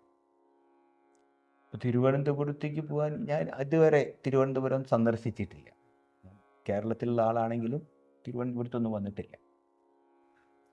അങ്ങനെ തിരുവനന്തപുരത്ത് പോകാൻ പറഞ്ഞപ്പോൾ ഓക്കെ, എനിക്ക് ആരെ അറിയാം, ഞാൻ സ്വാമിജിയോട് ചോദിച്ചു, സ്വാമിക്ക് ആരെങ്കിലും അറിയുമോ എന്ന് ചോദിച്ചു. സ്വാമിജി പറഞ്ഞു, എനിക്ക് ഒരാളെ മാത്രമേ അറിയൂ തിരുവനന്തപുരത്ത്, അനന്തപത്മനാഭൻ. അങ്ങനെ ഞാനിപ്പോഴും ഓർക്കുന്നു, ഒരു ഒക്ടോബർ 7-ാം തീയതി 8-ാം തീയതിയാണ് ഞാൻ തിരുവനന്തപുരത്ത് പുലർച്ചെ വന്ന് ഇവിടെ ഇറങ്ങി. ആ സമയത്ത് ഇവിടെ പത്മനാഭസ്വാമി ക്ഷേത്രത്തിൽ ഉത്സവം നടക്കുക. എന്ത് ഉത്സവമാണ്? ഒക്ടോബർ മാസത്തിലൊരു ഉത്സവമുണ്ട്, ഉത്സവം നടക്കുകയാണ്. അപ്പോൾ എവിടെ താമസിക്കാൻ എനിക്ക് ഒരു സ്ഥലവും അറിയില്ല. അപ്പോൾ അന്വേഷിച്ചപ്പോൾ ഇവിടെ അഭേദാശ്രമം എന്ന് പറഞ്ഞൊരു ആശ്രമമുണ്ട്. അപ്പോൾ അഭേദാശ്രമത്തിൽ പോയ സമയത്ത് അവിടെ സപ്താഹം നടക്കുക. അവിടെ അന്ന് അംബികാൻ സ്വാമിജി എന്ന് പറഞ്ഞിട്ടൊരു സ്വാമിയുണ്ട്, ഇല്ല അദ്ദേഹം അംബികാൻ സ്വാമിജിയെ കണ്ട് കാര്യങ്ങളൊക്കെ പറഞ്ഞു. ഇങ്ങനെ ദയാനന്ദാശ്രമത്തിൽ നിന്നാണ്. അപ്പോൾ അദ്ദേഹം ദയാനന്ദാശ്രമത്തിൽ അറിയാം. അദ്ദേഹം കുറേ കാലം ഹരിദ്വാറിലായതുകൊണ്ട് ദയാനന്ദാശ്രമത്തെക്കുറിച്ചൊക്കെ അദ്ദേഹം നന്നായിട്ട് അറിയാം. പിന്നെ അവിടെ തന്നെ ഉണ്ടായിരുന്ന ഒരു സ്വാമിജി, അഭേദാനന്ദ സ്വാമിജിയുടെ ഒരു ശിഷ്യനായിരിക്കുന്ന വിശ്വേശ്വരാനന്ദ സ്വാമി തോന്നുന്നു, എനിക്ക് കൃത്യമായിട്ട് ഓർമ്മയില്ല. ആ സ്വാമിജി ഋഷികേശ് ആശ്രമത്തിൽ ഈ മഹാമന്ത്രം ഹരേ രാമ ഹരേ രാമ ഇതവിടെ തുടങ്ങി വെച്ചത് ആ സ്വാമിജിയാണ്. ഇപ്പോഴും അവിടെ ഋഷികേശ് ദയാനന്ദാശ്രമത്തിൽ ഈ മഹാമന്ത്രം 12 മണിക്കൂർ, 6 മണി മുതൽ 6 മണി വരെ എപ്പോഴും ഹരേ രാമ രാമ രാമ ഹരേ ഹരേ, ഹരേ കൃഷ്ണ കൃഷ്ണ കൃഷ്ണ ഹരേ ഹരേ, ഈ മഹാമന്ത്രം ഇപ്പോഴും നടക്കുന്നുണ്ട്. അത് തുടങ്ങി വെച്ചത് ഇവിടുത്തെ സ്വാമി. അപ്പോൾ ഇങ്ങനെ ഒരു കണക്ഷൻ ഉണ്ട്, അഭേദാശ്രമവും ദയാനന്ദാശ്രമവുമായിട്ടൊരു കണക്ഷനുണ്ട്. ആ കണക്ഷൻ എനിക്ക് വളരെ ഉപകാരപ്പെട്ടു. ഇവിടെ വന്ന് പറഞ്ഞപ്പോൾ അദ്ദേഹം പറഞ്ഞു, തീർച്ചയായിട്ടും ഇവിടെ താമസിക്കാം. അങ്ങനെ ഞാൻ അവിടെ താമസിച്ചു. അപ്പോൾ താമസിക്കാനൊരിടം കിട്ടി. ഇനി എങ്ങനെയാണ് നമ്മുടെ പ്രവർത്തനം, ഇതിനെക്കുറിച്ചൊന്നും എനിക്ക് ഒരു എങ്ങനെയാണ് തുടങ്ങേണ്ടത് എന്നെക്കുറിച്ച് അറിയില്ല. അങ്ങനെ ഇരിക്കുമ്പോൾ ഞാൻ ഇവിടെ എത്തി സുഖമായിട്ടിരിക്കുന്നു എന്നറിയാനായിട്ട് ഒരു കത്ത് ഞാൻ സ്വാമിജിക്ക് അയച്ചു. ഇങ്ങനെ ഞാനിവിടെ ആശ്രമത്തിലെത്തി, ഇവിടെ അഭേദാശ്രമത്തിൽ താമസിക്കുന്നു. ഈ കത്ത് ഞാൻ പോസ്റ്റ് ചെയ്യാനായിട്ട് പോവാം. പോസ്റ്റ് ചെയ്യാൻ പോകുമ്പോൾ തിരുവനന്തപുരത്തുള്ള ഒരു യുവാവായിട്ടൊരാൾ. അദ്ദേഹം വന്ന് ചോദിച്ചു, സ്വാമിജി എവിടെ നിന്നാണ്, എന്താണ്, എങ്ങനെയാണ്? അപ്പം ഞാൻ പറഞ്ഞു, ഞാൻ ഋഷികേശിലാണ്. അപ്പം എന്താ അവിടെ ചെയ്യുന്നത്? ഞാൻ പറഞ്ഞു, ഞാൻ ഇങ്ങനെ പഠിച്ചിട്ടൊക്കെ ഉണ്ട്. അപ്പോൾ ആർക്കെങ്കിലുമൊക്കെ അറിയാൻ താല്പര്യമുള്ള ആൾക്കാരുണ്ടെങ്കിൽ നമുക്ക് പറഞ്ഞു കൊടുക്കാം. അപ്പോൾ അദ്ദേഹം പറഞ്ഞു, എനിക്കറിയണം, ഞാൻ രണ്ടുപേരെയും കൂട്ടി അഭേദാശ്രമത്തിൽ വരാം. അങ്ങനെ അടുത്ത ദിവസം തന്നെ ഞാൻ ക്ലാസ് തുടങ്ങി. പിന്നെ അദ്ദേഹം തന്നെ പല സ്ഥലങ്ങളിൽ എന്നെ കൊണ്ടുപോയി, പല ഗ്രൂപ്പുകളായിട്ട്. ഈ പത്മനാഭസ്വാമി ക്ഷേത്രത്തിൽ ആ സമയത്ത് ഇന്നത്തെ പോലെ തിരക്കൊന്നുമില്ല, മനസ്സിലായില്ലേ? ഞാൻ പറയുന്നത് 98 കാലം ആരുമില്ല, പത്മനാഭസ്വാമി ആരുമില്ല. സാധാരണ ഞാൻ എൻ്റെ പഠനമെല്ലാം നടത്തിയിരുന്ന ആ കാലത്ത് പത്മനാഭസ്വാമി ക്ഷേത്രത്തിൻ്റെ ഉള്ളിലാണ്. അങ്ങനെ കുറച്ച് കാലം ഞാൻ 1 മാസത്തോളം ഞാൻ അഭേദാശ്രമത്തിൽ നിന്ന് താമസിച്ച് ആ സമയത്ത് പലവരായിട്ട് എനിക്കൊരു കണക്ഷൻ കിട്ടി, മനസ്സിലായി. അവിടെ ഞാൻ രാവിലെ തിരുവനന്തപുരത്ത് തന്നെ ഒരു ബാലു എന്ന് പറഞ്ഞിട്ട്, അദ്ദേഹം കോർപ്പറേഷനിലൊക്കെ ഒരു ജോലി ചെയ്യുന്ന ഒരാളായിരുന്നു. അദ്ദേഹം വന്നിട്ട് എന്നോട് പറഞ്ഞു ഇങ്ങനെ, ഇപ്പോൾ ബാലു സ്വാമിയാണ്. അപ്പോൾ അത് മരുത്തമലയിലൊക്കെ ഒരു അംബികാൻ സ്വാമി എന്ന് പറഞ്ഞിട്ടൊരു സ്വാമി ഉണ്ടായിരുന്നു. ആ സ്വാമിജിയുടെ ഗുഹയിൽ ഇരിക്കുന്നുണ്ട്. റിട്ടയർഡായി അദ്ദേഹം ഇപ്പോൾ ഇപ്പോഴും ഒരു സ്വാമിയായിട്ടാണ് ഇരിക്കുന്നത്. ഇടയ്ക്ക് ഞാൻ കാണാറുണ്ട്. കുടുംബമൊക്കെ ഉണ്ട്, എന്നാലും സാധാരണ അറിയപ്പെടുന്ന ബാലുസ്വാമി തന്നെയാണ് പറയുന്നത് എല്ലാവരും. അങ്ങനെ അദ്ദേഹം കൊണ്ടുപോയി, അദ്ദേഹം പറഞ്ഞു ഇവിടെ വിഷ്ണു സഹസ്രനാമം ദിവസം ജപിക്കുന്നു. അപ്പം ഞാൻ ജപിക്കുന്നതല്ല. ഞാൻ വിചാരിച്ചു ആ വിഷ്ണു സഹസ്രനാമത്തിൻ്റെ ആ ഗ്രൂപ്പിൽ പോയി ഞാൻ ജപിക്കാനായിട്ട്. അങ്ങനെ ജപിച്ച് ചെയ്യാൻ തുടങ്ങിയപ്പോൾ കുറച്ച് കഴിഞ്ഞപ്പോൾ ആ ഗ്രൂപ്പ് എല്ലാവരും കൂടി പറഞ്ഞു, സ്വാമിജി ഞങ്ങൾക്ക് എന്തെങ്കിലും ഒരു ക്ലാസ് ഒക്കെ. അപ്പോൾ അതിൽ ഞാൻ പിന്നീടാണ് അറിയുന്നത്, കുറേ കഴിയുമ്പോൾ അവിടെ ജപിക്കാൻ വരുന്നവരെല്ലാം ISR സയൻറ്റിസ്റ്റായിരുന്നു. പിന്നെ മറ്റുള്ള മെഡിക്കൽ കോളേജിലുള്ള ഡോക്ടേഴ്സ്, സയൻറ്റിസ്റ്റ്, അവരൊക്കെ സാധാരണക്കാർ, മനസ്സിലായി. അപ്പോൾ അവരെല്ലാം പറഞ്ഞു അവർക്ക് എന്തെങ്കിലുമൊക്കെ പറഞ്ഞു തുടങ്ങി. അപ്പോൾ ഞാൻ പറഞ്ഞു നമുക്ക് ചെയ്യാം. അങ്ങനെ പത്മനാഭസ്വാമി ക്ഷേത്രത്തിൽ ഭഗവത്ഗീതയും പിന്നെ വിഷ്ണു സഹസ്രനാമം ഇങ്ങനെയുള്ള ക്ലാസ്സുകളൊക്കെ ഞാൻ എടുക്കാനായിട്ട്. ആ സമയത്ത് അവിടെ വലിയ തിരക്കൊന്നുമില്ല. അവിടെ വരുന്ന അമ്മമാരും കുറേ ആൾക്കാരൊക്കെ കൂടിയിട്ട് അവിടെ ഇങ്ങനെ ചെറിയ രീതിയിൽ ഇങ്ങനെ ക്ലാസ് എടുക്കാറുണ്ട് പത്മനാഭസ്വാമി ക്ഷേത്രത്തിൽ. അതിൽ കുറേ കഴിഞ്ഞപ്പോൾ ആൾക്കാരിങ്ങനെ കൂടി വരാൻ തുടങ്ങി. അങ്ങനെ ഇരിക്കുമ്പോഴാണ് ഞാൻ വീണ്ടും അറിയുന്നത്, ഇവിടെ അടുത്ത് തന്നെ ശിവാനന്ദ ആശ്രമമുണ്ട്, പടിഞ്ഞാറക്കോട്ടയിൽ ശിവാനന്ദ യോഗ വേദാന്ത ആശ്രമം. അങ്ങനെ ഒരു ദിവസം ഞാൻ ആശ്രമത്തിൽ പോയി ആ സ്വാമിജിയെ പരിചയപ്പെട്ടു. സ്വാമി കൃഷ്ണാനന്ദയായിരുന്നു ആ സമയത്ത് അവിടെ. അദ്ദേഹം പറഞ്ഞു, സ്വാമിജി ഇവിടെ ക്ലാസ് എടുക്കണം, ഇവിടെ ഞങ്ങൾ ഒരാളെ നോക്കിക്കൊണ്ട്. അങ്ങനെ അദ്ദേഹം പേപ്പറിലെല്ലാം അഡ്വർടൈസ് ചെയ്ത് ഇങ്ങനെ ഫ്രീ വേദാന്ത സംസ്കൃത ക്ലാസ് എന്ന് പറഞ്ഞിട്ട്, ഇപ്പോൾ ഒരു ഭഗവത്ഗീത, ഉപനിഷത്ത്, പിന്നെ ഒരു സംസ്കൃതം, ഇങ്ങനെ 3 ക്ലാസ് ഞാൻ അവിടെ ഒരാഴ്ചയിൽ എടുക്കും. ഒരുപാട് പേര് തിരുവനന്തപുരത്ത് റിട്ടയർഡ് ആയിട്ടുള്ള ആൾക്കാർ അവിടെ വന്നു. റിട്ടയർഡ് ആയിട്ടുള്ള പ്രൊഫസേഴ്സ്, പിന്നെ മറ്റുള്ള മേഖലയിൽ നിന്ന് റിട്ടയർഡ് ആയിട്ടുള്ള ഒരുപാട് പേര്. യങ്സ്റ്റേഴ്സ് കുറവായിരുന്നു, എല്ലാവരും വയസ്സായവരായിരുന്നു ആ സമയത്ത്. അങ്ങനെയാണ് ഞാൻ അവിടെ ഒരു ക്ലാസ്. അങ്ങനെ ഇങ്ങനെയൊക്കെ ഉണ്ട് നടന്നുകൊണ്ടിരിക്കുന്ന സമയത്ത്. പിന്നെ കുറച്ച് കഴിഞ്ഞപ്പോൾ അഭേദാശ്രമത്തിൽ താമസിക്കാനായിട്ട് പിന്നെ ആൾക്കാർ വന്നു പോകുന്നു. ഞാൻ അവരുടെ സ്ഥലം ഉപയോഗിക്കും. സ്വാമിജി വിട്ടിട്ടു വേറൊരു സ്ഥലം കിട്ടുകയാണെങ്കിൽ അങ്ങോട്ട് മാറിയേ കൊള്ളാം എന്നെല്ലാം പറഞ്ഞു. അങ്ങനെ ഞാൻ എല്ലാവരോടും പറഞ്ഞു. അപ്പോൾ ആ സമയത്ത് ഇവിടെ ഒരു ഭാഗവതമെല്ലാം പ്രവചനം നടത്തുന്ന ഒരു ഹരിഹര ചൈതന്യ എന്ന് പറഞ്ഞിട്ടൊരു സ്വാമി. അത് ഇല്ലപ്പോൾ ആക്സിഡൻറ്റിൽ അദ്ദേഹം സമാധിയായി. അങ്ങനെ ആ ഹരിഹര ചൈതന്യ സ്വാമിജിയെ അറിയുന്ന പലവരും ഞാൻ എടുക്കുന്ന ക്ലാസ്സുകളിൽ അറ്റൻഡ് ചെയ്യുക. അപ്പോൾ അവരെല്ലാവരും അവരുടെ സത്സംഗത്തിൽ ഇങ്ങനെ ഒരു പുതിയ സ്വാമിജി വന്നിട്ടുണ്ട്, അദ്ദേഹം ഒരു സ്ഥലം അന്വേഷിച്ചു കൊണ്ട് അദ്ദേഹത്തിന് ഏതെങ്കിലും സ്ഥലം കിട്ടിയാൽ കൊള്ളാം. അപ്പോൾ ഇത് കേട്ടിട്ട് ഹരിഹര ചൈതന്യ സ്വാമിജി വിചാരിച്ചു അദ്ദേഹത്തിനൊരു സ്ഥലമുണ്ടായിരുന്നു കൈതമുക്കിൽ. കൈതമുക്കിലുള്ള ഈ സ്ഥലം എനിക്ക് തരാം, എനിക്ക് താമസിക്കാനായിട്ട് തരാമോ. അങ്ങനെ അഭേദാശ്രമത്തിൽ നിന്ന് 1 മാസം കഴിഞ്ഞപ്പോൾ ഞാൻ ഈ കൈതമുക്കിലേക്ക് മാറി. കൈതമുക്കിൽ താമസിച്ചു കൊണ്ടിരുന്നു. അവിടെ ഒരു ചെറിയ സ്ഥലം, അവിടെ റൂമെന്നൊന്നും പറയാൻ പറ്റില്ല, ഒരു ഓപ്പൺ ആയിട്ടുള്ള സ്ഥലം. അവിടെ ഞാൻ താമസിച്ചു കൊണ്ടിരുന്നു. അങ്ങനെ അവിടെ താമസിച്ച് 1-1.5 വർഷം ആ സ്ഥലത്ത് താമസിച്ചു.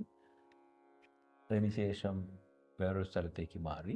ഇങ്ങനെ ക്ലാസ്സുകളായിട്ട് ഇങ്ങനെ പോയിക്കൊണ്ടിരുന്നു 2005 വരെ. അങ്ങനെ 2005 ഇങ്ങനെ ഇപ്പം നമ്മളിരിക്കുന്ന സ്ഥലം ജനക ജനനി കൃപ ഗുരുകുലം. ഈ പേരൊന്നും ഞാനിട്ടതല്ല, മനസ്സിലായില്ല.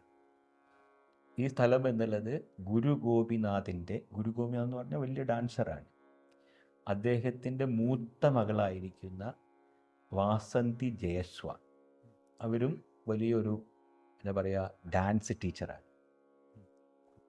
അവർ താമസിക്കുന്നത് അമേരിക്കയിലാണ്. അവരാണ് ഈ സ്ഥലം, ഇത് അവരുടെ സ്ഥലമായിരുന്നു. അവരവിടെ കുട്ടികൾക്ക് ഡാൻസ് പഠിപ്പിക്കുകയായിരുന്നു.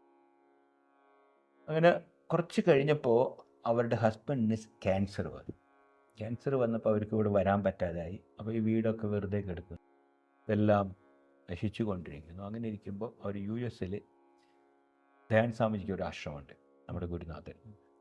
സ്വാമിജിയെ പോയി കണ്ടു പറഞ്ഞ് എനിക്കിങ്ങനെ ഒരു സ്ഥലമുണ്ട്, ഈ സ്ഥലം ഞാൻ സ്വാമിജിക്ക് തരാം. ആ സമയത്താണ് Swamiji aim for seva, all India movement for seva, അതായത് നമ്മുടെ ഹിന്ദു സമാജത്തിൽ ഈ കുട്ടികൾക്ക് പോയി നിന്ന് പഠിക്കാനുള്ള ഒരു സാഹചര്യം എല്ലാ ജില്ലകളിലും ഉണ്ടാക്കുക, ഭാരതത്തിലുള്ള എല്ലാ ജില്ലകളിലും. ആ ഒരു ആശയത്തോട് കൂടിയിട്ടാണ് ഈ ഓൾ ഇന്ത്യ മൂവ്മെൻറ്റ് ഫോർ സേവ എന്ന് പറഞ്ഞിട്ട്, അതായത് മെയിൻ സ്ട്രീം സൊസൈറ്റി ആയിട്ട് കുറച്ച് ഡിസ്റ്റൻസ് ആയിട്ടുള്ള ആൾക്കാരുണ്ടെങ്കിൽ അവരെ ബന്ധിപ്പിക്കാനുള്ള ഒരു വഴിയായിരുന്നു. അങ്ങനെയാണ് എയിം ഫോർ സേവ. അപ്പോൾ അവർ സ്വാമിജിയെ കണ്ടിട്ട് പറഞ്ഞു, ഈ എയിം ഫോർ സേവയ്ക്ക് വേണ്ടിയിട്ട് ഞാൻ ഈ സ്ഥലം തരാം. സ്വാമിജി എന്നെ കോൺടാക്ട് ചെയ്തു അമേരിക്കയിൽ നിന്ന്, സ്വാമിജിയുടെ സെക്രട്ടറി. അങ്ങനെ ഞാൻ ഈ സ്ഥലമൊക്കെ വന്ന് കണ്ടു. അപ്പോൾ ഇന്ന് കാണുന്ന പോലെയൊന്നല്ല ഈ സ്ഥലം. ഈ സ്ഥലം വലിയൊരു എന്താ പറയുക മറച്ച് കാടായിരുന്നു. ഇതിനപ്പുറത്തൊക്കെ ഇല്ലേ, ഇപ്പം കൊറോണയ്ക്ക് മുമ്പൊക്കെ ഇതിനപ്പുറത്ത് കാടായി. ഇവിടെ പാമ്പും കീരിയും ഒക്കെ സ്വൈര്യമായിട്ട് വിരഹിക്കുന്ന സ്ഥലമായിരുന്നു. അങ്ങനെ ഈ സ്ഥലം കണ്ടു. ഓക്കെ, പതുക്കെ ഈ സ്ഥലത്ത് കുറച്ച് കുട്ടികളെടുത്ത് ഇവിടെ നോക്കാനൊക്കെ പറഞ്ഞു. അങ്ങനെയാണ് ഇത് തുടങ്ങുന്നത്. ഇത്രയാണ്. ഇപ്പോൾ ഞാൻ തിരുവനന്തപുരത്ത് വട്ടിയൂർക്കാവിൽ എത്തിക്കഴിഞ്ഞു. സ്വാമിജി അന്ന് സംസാരിച്ച് വന്നപ്പോൾ ഈ ക്ലാസ്സൊക്കെ എടുത്ത് തുടങ്ങിയല്ലോ, വേദാന്തവും സംസ്കൃതവും ഇതിൻ്റെ എല്ലാം ക്ലാസ് എടുത്ത് തുടങ്ങിയെന്ന് പറഞ്ഞു. പക്ഷെ അപ്പോൾ അങ്ങ് പറഞ്ഞൊരു വാക്ക് റിട്ടയർഡായിട്ടുള്ള വയസ്സായിട്ടുള്ളവർ ഇവരെയാണ് കൂടുതലും ഉണ്ടായിരുന്നത്, യങ്സ്റ്റേഴ്സ് അങ്ങനെ ഇല്ലായിരുന്നു എന്ന് പറഞ്ഞു. എന്തുകൊണ്ടായിരിക്കാം ഈ ഇത്രയും അറിവുള്ള അല്ലെങ്കിൽ ഇത്രയും ബൃഹത്തായിട്ടുള്ള ഒരു അറിവിനെ സ്വീകരിക്കാൻ യങ്സ്റ്റേഴ്സ് തയ്യാറാവാത്തത്? വളരെ അർത്ഥവത്തായിട്ടുള്ളൊരു ചോദ്യമാണിത്. ഉപനിഷത്തുകളിൽ തന്നെ പറയുന്നുണ്ട്, മുണ്ടകോപനിഷത്തിൽ ഒരു വാക്യമുണ്ട്, പരീക്ഷ്യ ലോകാൻ കർമ്മചിതാൻ ബ്രാഹ്മണ നിർവേദമായാത് നാസ്തി അകൃതകൃതേന തത് വിജ്ഞാനാർത്ഥം സ ഗുരുമേവാഭിഗച്ഛേത് സമിത്പാണിഹി ശ്രോത്രിയം ബ്രഹ്മനിഷ്ഠം. ഇത് മുണ്ടകോപനിഷത്തിലുള്ള ഒരു മന്ത്രമാണ്. അതിൽ പറയുന്നത് എന്താണെന്ന് വെച്ചാൽ, പരീക്ഷ ലോക, നമുക്ക് ജീവിതത്തിൽ കുറച്ച് അനുഭവങ്ങളൊക്കെ വേണം. ഇപ്പോൾ യങ്സ്റ്റേഴ്സ് എന്ന് പറഞ്ഞിട്ടുണ്ടെങ്കിൽ ഒരു 30-35 വയസ്സ് വരെയൊക്കെ നമുക്ക് തോന്നും നമുക്ക് ലോകം പിടിച്ചടക്കാം, എനിക്ക് വലിയ കഴിവുകളൊക്കെ ഉണ്ട്, എന്നേക്കാൾ കഴിവുള്ള ആൾക്കാരൊന്നുമില്ല. എന്നുവെച്ചാൽ നമുക്ക് ഒരു എനർജി ഉണ്ട് ആ സമയത്ത്, നമുക്ക് വലിയൊരു ഊർജ്ജം നമ്മളിൽ തന്നെയുണ്ട്.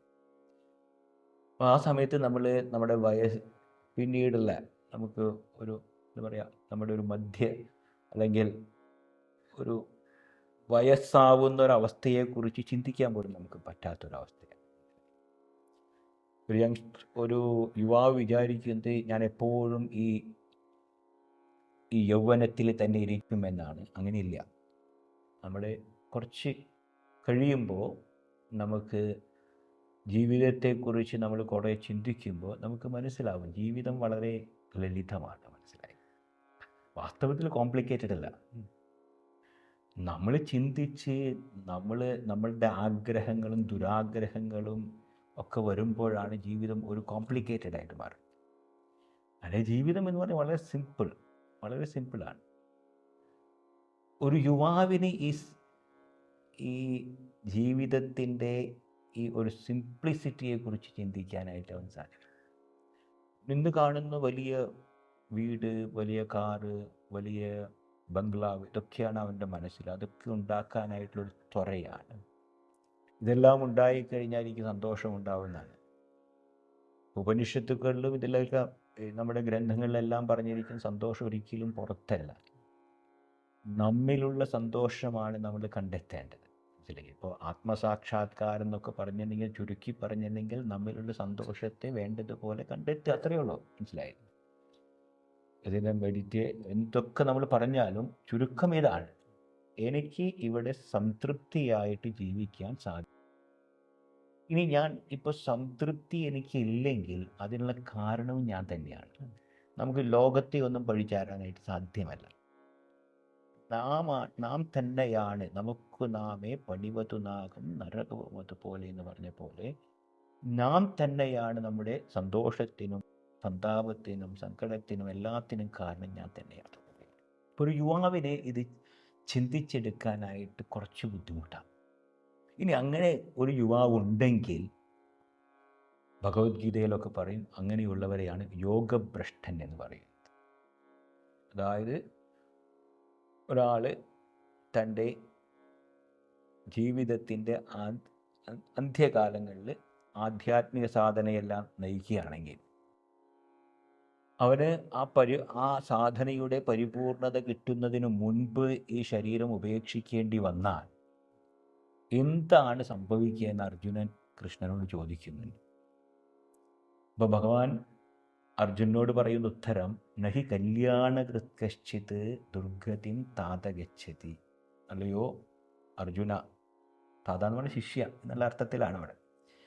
അല്ലയോ അർജുന, നല്ല കാര്യം ചെയ്യുന്നവർക്ക് ഒരിക്കലും ദുർഗതി ഉണ്ടാവില്ല. നല്ലത് ചെയ്യുന്നവർക്ക് ഒരിക്കലും ദുർഗതി ഉണ്ടാവില്ല. ഇത് ഭഗവാൻ തന്നിരിക്കുന്ന ഒരു അഷ്വറൻസാണ്, നമുക്കൊരു ഉറപ്പാണ്. മനസ്സിലായി? അതുകൊണ്ട് ഈ വയസ്സായവർ ആധ്യാത്മിക മേഖലയിലേക്ക് വന്ന് സാധന ചെയ്ത് കഴിഞ്ഞാൽ എന്തെങ്കിലും അവർക്ക് ഉപകാരം ഉണ്ടാവുമെന്ന് ചോദിച്ചാൽ തീർച്ചയായിട്ടും ഉണ്ട്. മനസ്സിലായാലേ? ആ വയസ്സായത്ത് അവർ വേണ്ടതുപോലെ അവരുടെ സാധന വേണ്ടതുപോലെ പരിപൂർണതയിൽ എത്തിക്കാനായിട്ട് സാധിക്കുന്നില്ലെങ്കിൽ അടുത്ത ജന്മത്തിൽ എവിടെയാണ് അവർ ഇട്ടിരിക്കുന്നത് അവിടെ നിന്ന് അവർ. അതാണ് ചില യുവാക്കളിൽ യുവാവായിരിക്കുമ്പോൾ തന്നെ അവന് ഈ വിഷയങ്ങളിലെല്ലാം നല്ല താല്പര്യം, ഇതറിയണമെന്നുള്ളത്. അതുകൊണ്ട് യുവാക്കൾക്ക് അതിനുള്ള സമയം വന്നിട്ടില്ല. ഈ ഭഗവാൻ തന്നെ ഗീതയിൽ പറയുന്നത്, മനുഷ്യാണാം സഹസ്രേഷു കശ്ചിത് യതത് സിദ്ധയേ യതതാമപി സിദ്ധാനാം കശ്ചിൻ മാം വേത്തി തത്വതഃ. അതായത് അനേകം പേരിൽ 1-2 പേര് മാത്രമേ എന്നെ അന്വേഷിക്കുന്നവരുള്ളൂ. അങ്ങനെ അന്വേഷിക്കുന്ന അനേകം പേരിൽ ഒരുവൻ ചിലപ്പോൾ എന്നെ അറിയും വേണ്ടതുപോലെ. ഇതെല്ലാവർക്കും ഉള്ളതല്ല. പിന്നെ നമുക്ക് ജീവിതത്തിലുള്ള അനുഭവം കൊണ്ട് നമ്മൾ പഠിച്ച് ഇതല്ല ശരി ഇതൊന്നല്ല എന്ന് നാം സ്വയം കണ്ടെത്തി പിന്നെ എന്താണ് ശരി, എന്താണ് ജീവിതത്തിൻ്റെ ലക്ഷ്യം എന്ന് അന്വേഷിക്കുമ്പോഴാണ് ഒരുവൻ ഇതിലേക്ക് തിരിയും. സ്വാമിജി, ഇപ്പം ആധ്യാത്മികതയിൽ അതിൻ്റെ ഒരു അടിസ്ഥാനം എന്ന് പറയുന്നത് തന്നെ വേദാന്തമാണല്ലോ. അപ്പം നമ്മൾ എന്ത് കാര്യം പഠിച്ചു വന്നാലും അതിൻ്റെ എൻഡ് പോയിന്റിൽ നമ്മൾ എത്തുന്ന ഒരു വേദാന്ത തത്വത്തിലേക്കാണ് എത്തിപ്പെടുന്നത് തന്നെ. അപ്പം വേദാന്തം അതിനെ പഠിക്കാൻ ശ്രമിച്ചാൽ ഉള്ള പ്രയോജനം എന്താണ്? സാധാരണ ആൾക്കാർ പറയും, ഇപ്പോൾ ഒരാൾ സംസാരിക്കുകയാണ്, നമുക്ക് മനസ്സിലാവുന്നില്ലെങ്കിൽ നിങ്ങൾ എന്ത് വേദാന്തം സംസാരിക്കുന്നത് ചോദിക്കും. ഇപ്പോൾ ജനങ്ങൾക്കൊരു ധാരണയുണ്ട്, ആരെങ്കിലും സംസാരിക്കുമ്പോൾ നമുക്ക് മനസ്സിലാവുന്നില്ലെങ്കിൽ അവർ സംസാരിക്കുന്നത് വേദാന്തമാണ് എന്നുള്ളത്. വേദാന്തം വളരെ ലളിതം, വേദ അന്തം, വളരെ വേദം എന്ന് പറഞ്ഞാൽ അറിവ്, അന്തം എന്ന് പറഞ്ഞിട്ടുണ്ടെങ്കിൽ അവിടെ അറിവിൻ്റെ അറ്റം എന്നുള്ള അർത്ഥത്തിലല്ല, ഈ താത്പര്യം, വേദത്തിൻ്റെ താത്പര്യം എന്താണ്, മനസ്സിലായില്ലേ, ലക്ഷ്യം എന്താണ്. ഇപ്പോൾ വേദം തന്നെ എടുക്കുകയാണെങ്കിൽ വേദത്തിൽ ആദ്യത്തെ ഭാഗത്ത് കർമ്മകാന്ഡം, പലതരത്തിലുള്ള കർമ്മങ്ങളെക്കുറിച്ച് പറഞ്ഞിരിക്കുന്നു. അങ്ങനെ കർമ്മങ്ങളും ഉപാസനകളെല്ലാം ചേർന്നതാണ് ഈ കർമ്മകാന്ഡം എന്നുള്ളൊരു ഭാഗം. എന്താ കാരണം ചോദിച്ചാൽ ജനങ്ങൾക്ക് പലതരത്തിലുള്ള ആഗ്രഹങ്ങളുണ്ട്.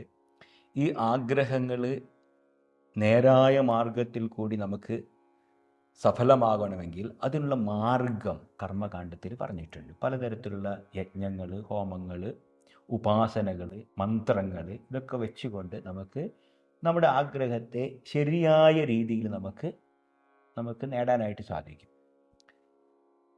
അങ്ങനെ ജീവിക്കുന്ന ഒരുവൻ, മനസ്സിലായില്ലേ, കുറേ കാലം ഇങ്ങനെ കർമ്മം ചെയ്തുകൊണ്ട് ജീവിക്കുന്ന ഒരുവന് കുറേ കഴിഞ്ഞ് ഇങ്ങനെ കർമ്മം ചെയ്ത് മാത്രം ജീവിച്ചാൽ കർമ്മം കിട്ടി, അതിൻ്റെ ഫലം കിട്ടി, അങ്ങനെ കുറേ കാലം ഞാനിങ്ങനെ കുറേ ഇങ്ങനെ ജീവിക്കുന്നു.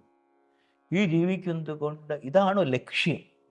പക്ഷെ ഇങ്ങനെ ജീവിക്കുന്നത് കൊണ്ട് എനിക്കൊരു ഒരു ഒരു സാറ്റിസ്ഫാക്ഷൻ, മനസ്സിലാവും, ഒരു സംതൃപ്തി എനിക്കില്ല. എന്നെ പൂർണ്ണമായിട്ട് സംതൃപ്തനാക്കണമെങ്കിൽ എന്താണ് ഞാൻ ചെയ്യേണ്ടത് എന്ന് ആ ചോദ്യം വരുമ്പോഴാണ് വേദാന്തത്തിൻ്റെ പ്രസക്തി വരുന്നത്. ഉപനിഷത്തുകൾ, വേദാന്തം പറഞ്ഞ ഉപനിഷത്ത്, ഉപനിഷത്ത് എന്നുള്ള വാക്കിനർത്ഥം ആത്മജ്ഞാനം.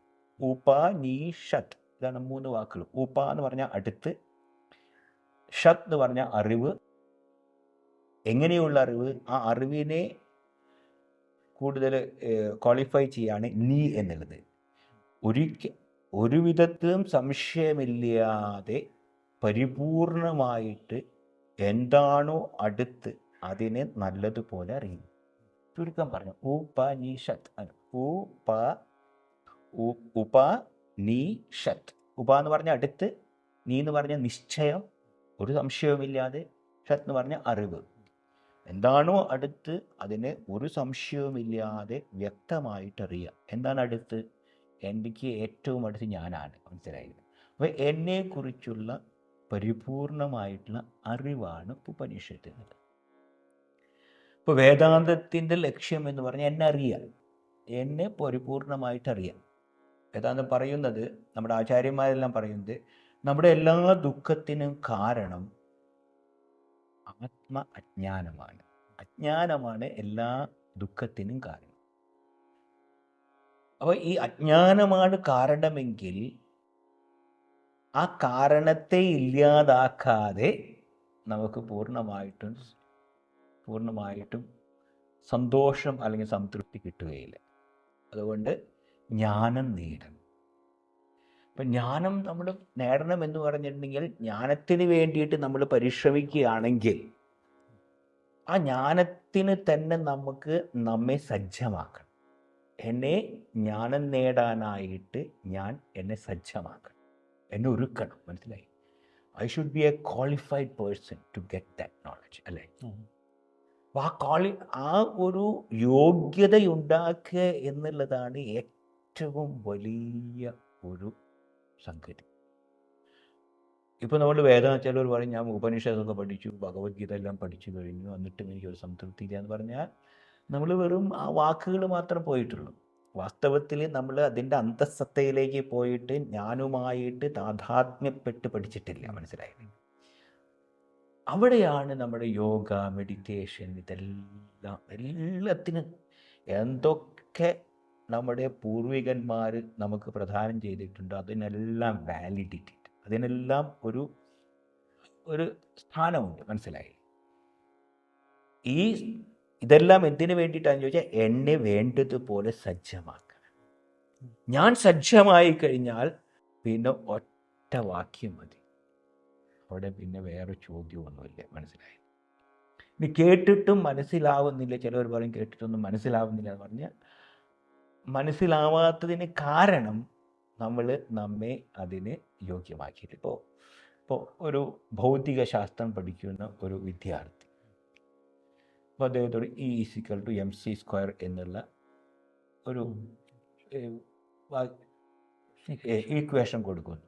ഈ ഈക്വേഷൻ കേട്ടിട്ട് അവന് മനസ്സിലായില്ല എന്ന് പറഞ്ഞാൽ എൻ്റെ അർത്ഥം എന്താ? അവന് അതിന് യോഗ്യമാക്കണം. എന്താണ് E, എന്താണ് M, എന്താണ് എല്ലാം കൃത്യമായിട്ട് അറിഞ്ഞു കഴിഞ്ഞാൽ പിന്നെ കുഴപ്പമില്ല. ഇതുപോലെ തന്നെയാണ് ഇപ്പോൾ തത്വമസി നമ്മുടെ മഹാവാക്യമാണ് അല്ലേ? മഹാവാക്യം എന്ന് പറഞ്ഞാൽ ജീവേശ്വര ഐക്യ പ്രതിബോധക വാക്യം. ജീവനും ഈശ്വരനും ഒന്നാണ് എന്ന് നമ്മെ ബോധിപ്പിക്കുന്ന വാക്യങ്ങളെയാണ് മഹാവാക്യം എന്ന് പറയുന്നത്.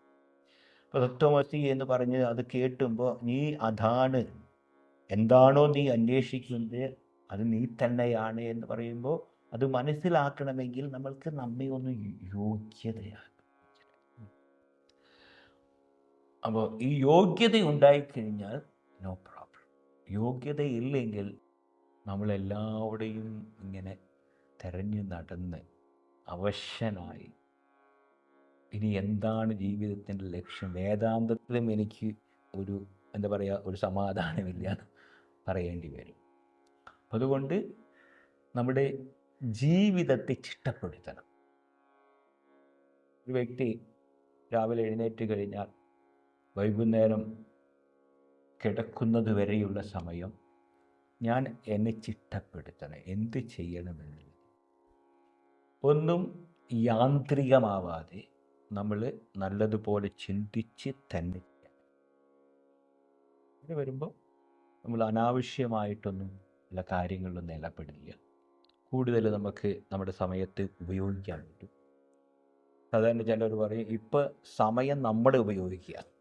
മനസ്സിലായില്ല? ഞാൻ സമയത്ത് ഉപയോഗിക്കില്ല, സമയം നമ്മൾ ഉപയോഗിക്കുക. അതുകൊണ്ട് എൻ്റെ ഒരു ഗുരുവായി പറയാറുണ്ട്,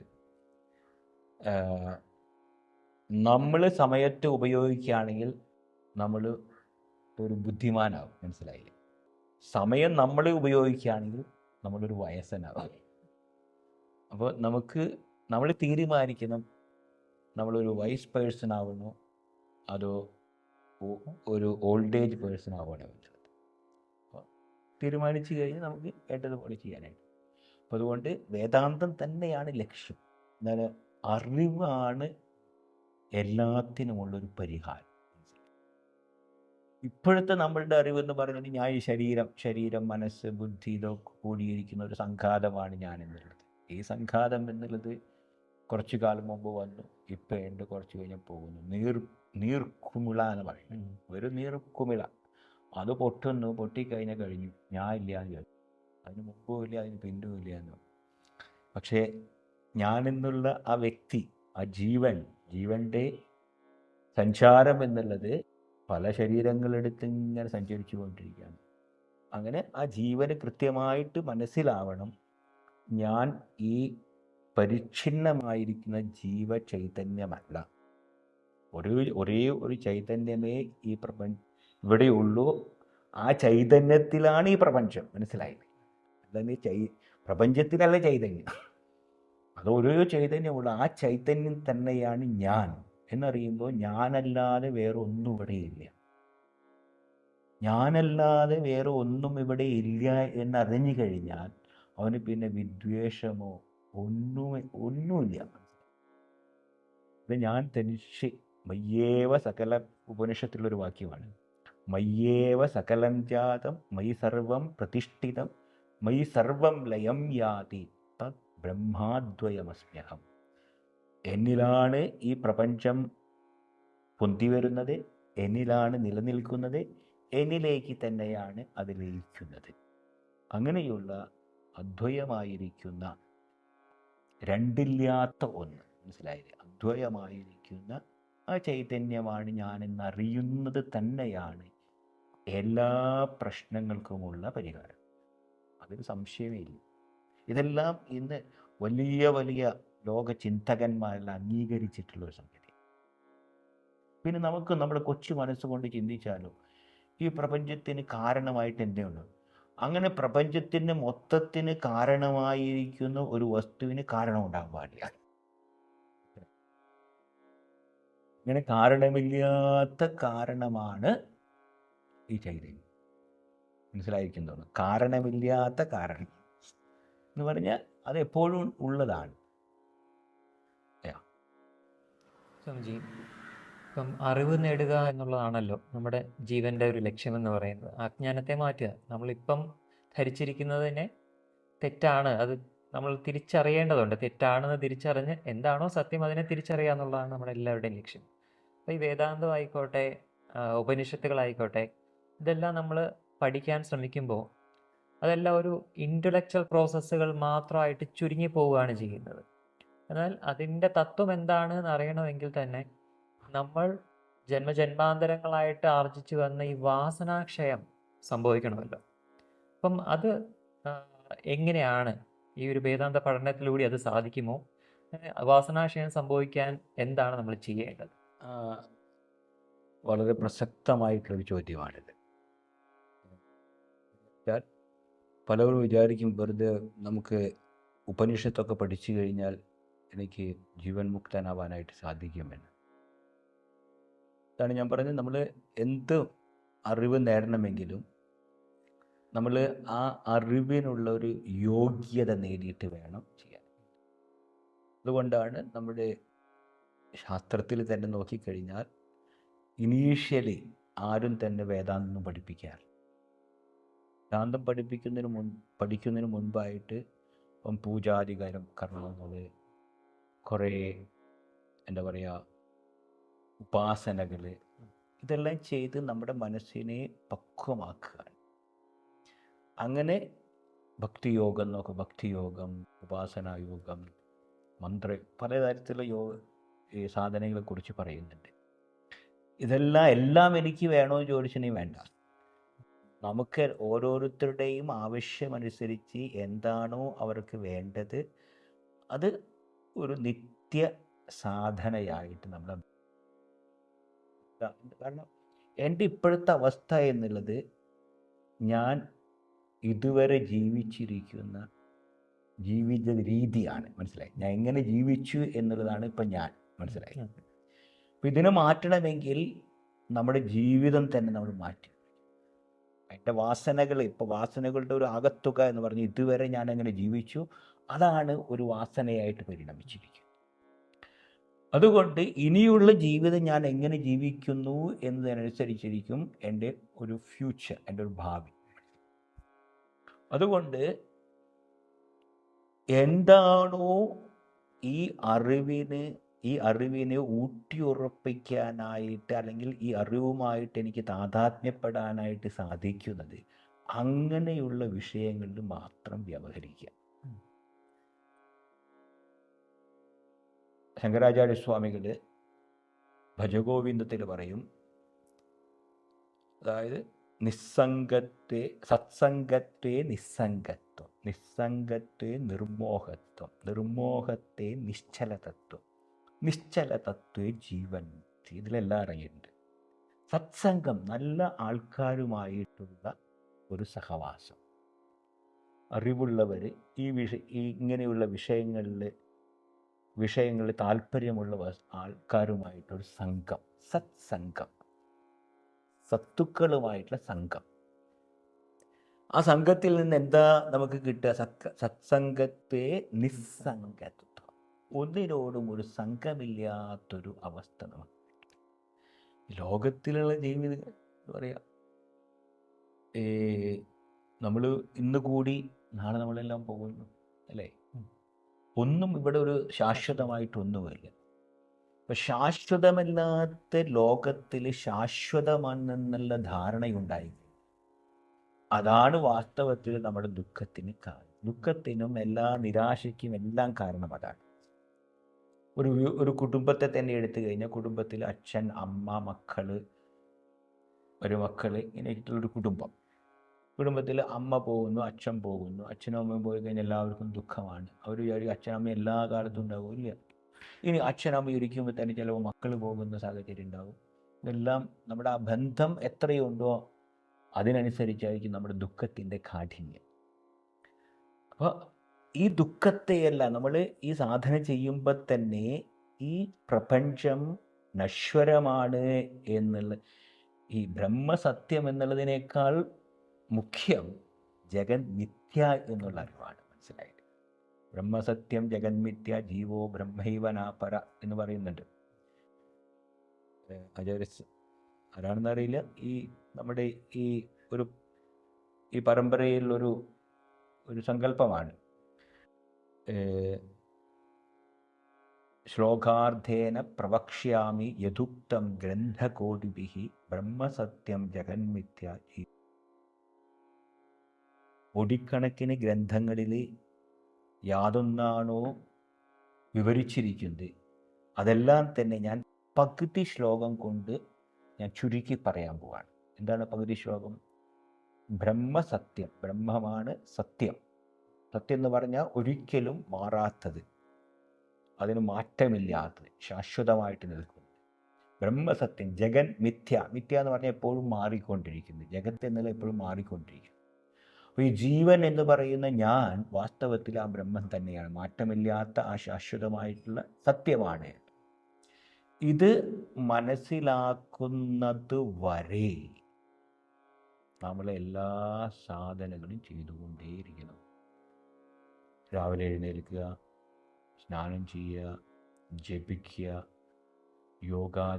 യോഗാസനാദികൾ കർമ്മങ്ങളെല്ലാം ചെയ്യുക, ധ്യാനി. ഇങ്ങനെയുള്ള ഈ പ്രവൃത്തിയാണ് വാസ്തവത്തിൽ നമ്മുടെ ഈ വാസനകളിലുള്ള വിഷയങ്ങളിലുള്ള താല്പര്യം കുറച്ച് കൊണ്ടുവരുന്നത്. അത് പറ്റിയൊരു വഴിയുള്ളൂ, വേറെ വഴിയൊന്നുമില്ല, എളുപ്പ വഴിയൊന്നുമില്ല. കുറേ പ്രാണായാമം ചെയ്ത് കുറച്ച് കഴിയുമ്പോൾ നമ്മുടെ മനസ്സൊക്കെ ഇങ്ങനെ ശൂന്യമായിട്ടിരിക്കും. കുറച്ച് വീണ്ടും കഴിഞ്ഞ് അതിനേക്കാൾ വലിയ ശക്തിയിൽ വീണ്ടും വരും, ഇല്ലേ? അപ്പം അതുകൊണ്ട് നമ്മൾ വിചാരം ചെയ്ത് മനസ്സിന് കൃത്യമായിട്ടുള്ള അറിവുണ്ട്. ഞാൻ എപ്പോഴും പറയുന്ന ഒരു ഉദാഹരണമാണ്. നമ്മൾ 2 ഗ്ലാസ്സിൽ പാല് വയ്ക്കുന്നു, മനസ്സിലായി? ഒരു ഗ്ലാസ് പാലിൽ നമ്മൾ കുറച്ച് പഞ്ചസാര ഇടുന്നു, മറ്റൊരു ഗ്ലാസ്സിൽ നമ്മൾ കുറച്ച് പൊട്ടാസ്യം സയനൈഡ്. എന്നിട്ട് ഇരിക്കുന്നവരോട് പറയാണ്, ഇവിടെ 2 ഗ്ലാസ്സിൽ പാലുണ്ട്, ഒരു ഗ്ലാസ്സിൽ പഞ്ചസാര ഇട്ടുണ്ട്, ഒരു ഗ്ലാസ്സിൽ പൊട്ടാസ്യം സയനൈഡ്. നിങ്ങൾക്ക് ഏത് വേണമെങ്കിലും തിരഞ്ഞെടുക്കാം. ഇവിടെ ചോയ്സ് എനിക്ക് ഒരു തിരഞ്ഞെടുക്കണമെങ്കിൽ പഞ്ചസാര എന്താണെന്നുള്ള അറിവും പൊട്ടാസ്യം സയനൈഡ് എന്താണെന്നുള്ള അറിവുണ്ടായി കഴിഞ്ഞാൽ ചോയ്സ് ഇല്ല അവിടെ. മനസ്സിലായില്ലേ? ഇതാണ് അറിവിൻ്റെ ശക്തി. അതാണ്. ഇപ്പം നമ്മൾ വാസനയ്ക്കനുസരിച്ച് പോകുമ്പോൾ അതുകൊണ്ടുള്ള ദോഷം വേണ്ടതുപോലെ മനസ്സിലാക്കി കഴിഞ്ഞാൽ പിന്നെ നമ്മളതിൻ്റെ പിന്നാലെ പോവില്ല. അതിൻ്റെ ദോഷവും അതിൻ്റെ ഭീകരതയും മനസ്സിലാക്കി കഴിഞ്ഞാൽ നമ്മൾ പോകും, അതിൻ്റെ പിന്നാലെ പോവില്ല. അഥവാ ആ ഭീകരതയും അതിൻ്റെ ദോഷവും വേണ്ടതുപോലെ മനസ്സിലാക്കിക്കുന്നതിന് വേണ്ടിയിട്ടാണ് ഈ ഉപാസനാദി കർമ്മങ്ങളെല്ലാം ഉള്ളത്. അത് വേണ്ടതുപോലെ ചെയ്യും. അത് ചെയ്താലേ വേദാന്തം നമുക്ക് വേണ്ടതുപോലെ പ്രയോജനപ്പെടുമോ? ഇപ്പോൾ വേദാന്തം ഉപനിഷത്തൊക്കെ എന്ന് പറഞ്ഞാൽ ഒന്നാണ്, മനസ്സിലായില്ലേ? വേദാന്തം തന്നെയാണ് ഉപനിഷത്ത്, രണ്ടല്ല. അപ്പോൾ ചുരുക്കി പറഞ്ഞാൽ ഉപനിഷത്ത് പറഞ്ഞാൽ എന്നെക്കുറിച്ചുള്ള അറിവ്.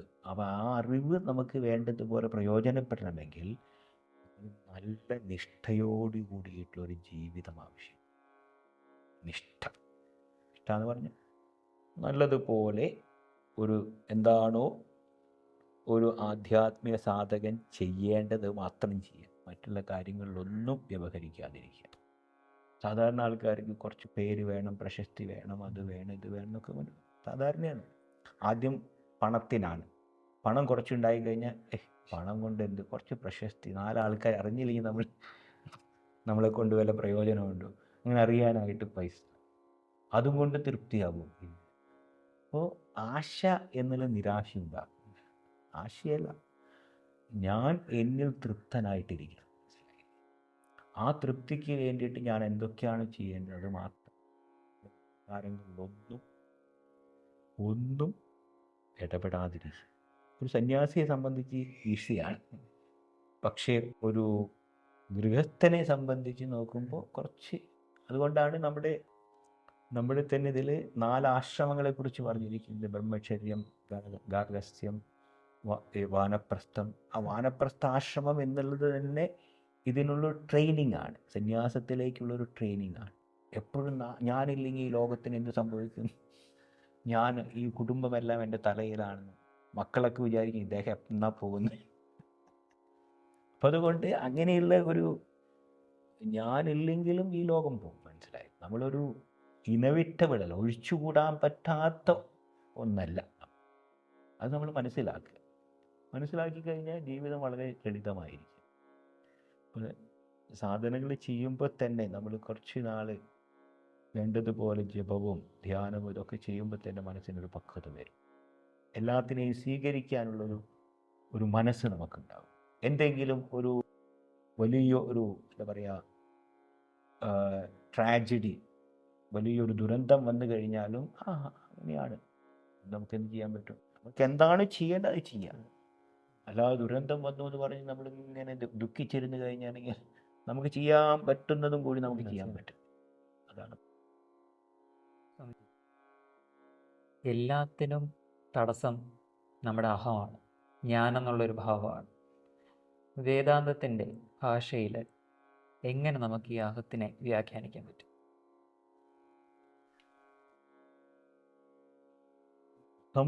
ഞാൻ അല്ലെങ്കിൽ അഹങ്കാരം എന്നൊക്കെ പറഞ്ഞു കഴിഞ്ഞാൽ ഈ ശരീരത്തിലുള്ള ഞാൻ എന്നുള്ള ഭാവം, വാസ്തവത്തിൽ ഈ ശരീരമാണ് ഞാൻ, ഈ ശരീരം കൊണ്ട് ചെയ്യുന്ന കർമ്മങ്ങളുടെ ഫലമെല്ലാം എനിക്ക് വേണം. അങ്ങനെ വരുമ്പോൾ ഈ അകത്തെയാണ് ജീവൻ എന്ന് പറയുന്നത്. ഈ അഹങ്കാരത്തെയാണ് ജീവൻ എന്ന് പറയുന്നത്. എല്ലാത്തിൽ നിന്നും വ്യത്യസ്തനായിരിക്കുന്നവനാണ് ഞാൻ. എനിക്കൊരു പ്രത്യേകമായിട്ടൊരു ഐഡൻറ്റിറ്റി ഉണ്ട്, മനസ്സിലായി. ഞാൻ ഒരു പരിച്ഛിന്നനായിരിക്കുന്ന ഒരു വ്യക്തിയാണ്. അപ്പം ഈ ഒരു പരിച്ഛിന്നമായിരിക്കുന്ന ധാരണയോട് കൂടിയിരിക്കുന്നതാണ് ജീവൻ അല്ലെങ്കിൽ അഹങ്കാരം. വാസ്തവത്തിൽ ഈ അഹങ്കാരം തന്നെയാണ് ബ്രഹ്മം, മനസ്സിലായില്ലേ? അതായത് ഞാൻ എത്ര കാലം ശരീരത്തിലിരിക്കുന്നവനാണെന്ന് അറിയുന്നുവോ അത്രയും കാലം ജീവനായി, മനസ്സിലായി. അതേ ശരീരത്തിൽ ഇപ്പം ഞാൻ ശരീരത്തിലിരിക്കുന്നതാണ് ധാരണ, മനസ്സിലായി. ഇനി വേദാന്തത്തിൽ പറയുന്ന അഹം ബ്രഹ്മാസ്മി എന്നൊക്കെ പറയുന്നു. അവിടെ പറയുന്ന അഹം, ഞാൻ ശരീരം എന്നിലായിരിക്കുന്നത്. വ്യത്യാസം മനസ്സിലായില്ലേ? ഞാൻ ശരീരത്തിലല്ല, ശരീരം എന്നിലാണ് ഇരിക്കുന്നത് എന്ന് പറയുമ്പോൾ എന്താ അതിൻ്റെ ഉദ്ദേശിക്കുന്നത്? എനിക്ക് ശരീരമാകുന്ന പരിച്ഛിന്നത്വം ഇല്ല. ശരീരം ഉണ്ടെങ്കിലും ഞാനുണ്ട്, ശരീരം ഇല്ലെങ്കിലും ഞാനുണ്ട്. ഈ ഞാൻ എന്നുള്ളതിനാണ്, ആ ഞാനിലാണ് എല്ലാം ഉൾക്കൊള്ളുന്നത്. ഞാൻ പറഞ്ഞു മയ്യേവ സകലം ജാതം. ആ ഞാനിലാണ് എല്ലാം. എല്ലാം എന്ന് പറഞ്ഞാൽ എന്താ? ഈ ഉപനിഷത്തൊക്കെ വളരെ വളരെ ലളിതമായിട്ട് പറയുന്നത് എല്ലാം എന്ന് പറഞ്ഞാൽ നാമരൂപം, മനസ്സിലായില്ലേ? ഈ ലോകം എന്ന് പറഞ്ഞിട്ടുണ്ടെങ്കിൽ വാചാരംഭണം നാമരൂപ മൃത്തികേത്യവ സത്യം എന്ന് ചാന്തോക്യ ഉപനിഷത്തിൽ പറയും. ഈ പല നാമങ്ങളും രൂപങ്ങളുമുണ്ട്.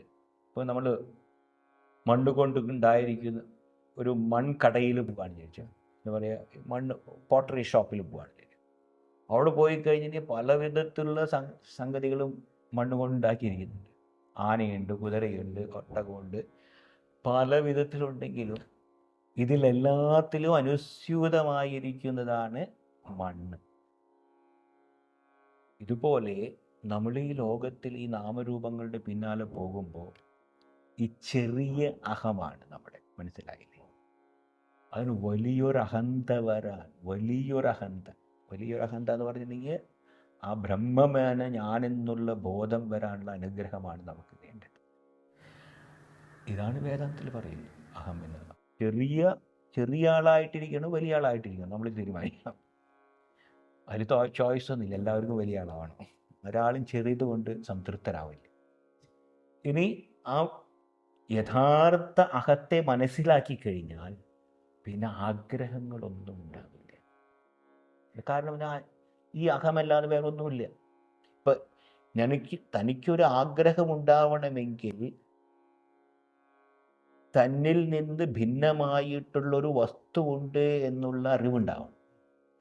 ഇനി തന്നിൽ നിന്ന് ഭിന്നമായിട്ടൊന്നുമില്ല എങ്കിൽ പിന്നെ എന്തിനെ നമുക്ക് ആഗ്രഹിക്കാൻ സാധിക്കില്ല. മനസ്സിലായില്ലേ? അപ്പം ആ അഹം, വലിയ അഹത്തിലാണ് പൂർണ്ണമായിട്ടുള്ള വിശ്രാന്തി, സംതൃപ്തി, അല്ലെങ്കിൽ പൂർണ്ണമായിട്ടൊരാൾ സുഖമായിട്ടിരിക്കുന്നത് വലിയ അഹത്തിലാണ്. ആ അഹത്തിൽ ഇങ്ങനെ ഓരോന്നും ഇങ്ങനെ വന്ന് പോയിക്കൊണ്ടിരിക്കും. സമുദ്രത്തിൻ്റെ തീരത്ത് പോയി കഴിഞ്ഞാൽ പലതരത്തിലുള്ള തിരകളും കുമിളകളും ഇതൊക്കെ വന്ന് പോകുന്നത് പോലെ ഈ അഹത്തിൽ ഓരോന്നിങ്ങനെ വന്ന് മറയുന്നതാണ്.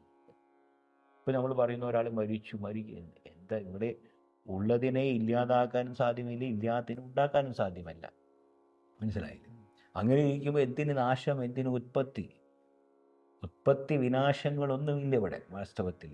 പിന്നെ എവിടെയാണ് ഉത്പത്തി വിനാശങ്ങൾ? നമ്മുടെ മനസ്സിലാണ് നടക്കുന്നത്. അപ്പം മനസ്സിനെ ഇതെല്ലാം നമ്മൾ വിചാരം ചെയ്ത് ഉറപ്പിക്കുമ്പോൾ നമുക്ക് മനസ്സിലാവും ഇത് തന്നെയാണ് ഈ ഒരു ചൈതന്യം അല്ലെങ്കിൽ അഹം മാത്രമേ ഇവിടെയുള്ളൂ. അങ്ങനെ വരുമ്പോൾ ഈ ചെറിയ അഹം ഇല്ലാതായി കഴിഞ്ഞിട്ടുണ്ടെങ്കിൽ ആ ചെറിയ അഹത്തെ ചുറ്റിപ്പറ്റിയിട്ടുള്ള സുഖദുഃഖങ്ങളും ഇല്ലാതായി. അവിടെയാണ് ഇപ്പോൾ പറയുന്നത്, ആ അഹത്തെ മനസ്സിലാക്കി കഴിഞ്ഞ് പിന്നെ അവൻ പൂർണ്ണ തൃപ്തനായിരിക്കുന്നു, സന്തോഷവാനായിരിക്കുന്നു. അവന് പിന്നെ വേറെയൊരു ആഗ്രഹങ്ങളില്ല. യദ്ഗത്വാന നിവർത്തന്തെ തദ്ധാമ പരമം മമാന്ന് ഭഗവത്ഗീതയിൽ ഭഗവാൻ തന്നെ പറയും. യാതൊരു ധാമത്തെ അവൻ പ്രാപിച്ചു കഴിഞ്ഞാൽ പിന്നെ അവൻ അവിടെ നിന്ന് നിവൃത്തിയേയില്ല, അവിടെ നിന്ന് തിരിച്ചു വരില്ല. അവൻ അവിടെ എത്തിക്കഴിഞ്ഞു, വേറെ ഒന്നുമാണ്. സ്വാമിജി, എല്ലാം ബ്രഹ്മമാണെന്നാണ് പറയുന്നത്. അപ്പം അജ്ഞാനം ബ്രഹ്മമാണോ? ഇതെല്ലാവർക്കും വരുന്നൊരു സംശയമാണ്. എല്ലാം ബ്രഹ്മമാണെങ്കിൽ അജ്ഞാനവും ബ്രഹ്മമാണോ എന്ന് ചോദിച്ചാൽ അജ്ഞാനം ബ്രഹ്മമല്ല, ഭ്രമമാണ്. മനസ്സിലായില്ലേ? നമ്മുടെ മനസ്സിലുണ്ടാകുന്ന ഭ്രമം. ഇപ്പോൾ ചെറിയൊരു ഉദാഹരണം കൊണ്ട് നമുക്കിത് മനസ്സിലാക്കാനായിട്ട് സാധിക്കും. സമുദ്രം, തിരകൾ.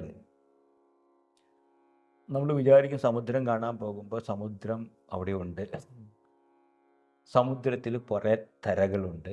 മനസ്സിലായില്ലേ? അപ്പോൾ സമുദ്രം, തിര എന്നുള്ളത് ഒരു തലത്തിൽ, വ്യാവഹാരികമായിട്ടുള്ള തലത്തിൽ അവിടെ സമുദ്രമുണ്ട്, തിരകളുണ്ട്. കുറച്ചും കൂടി നമ്മൾ ആഴം ചിന്തിച്ചു കഴിഞ്ഞാൽ അവിടെ സമുദ്രവുമില്ല, തിരയുമില്ല, പിന്നെ എന്തായാലും ജലം മാത്രമേ ഉള്ളൂ.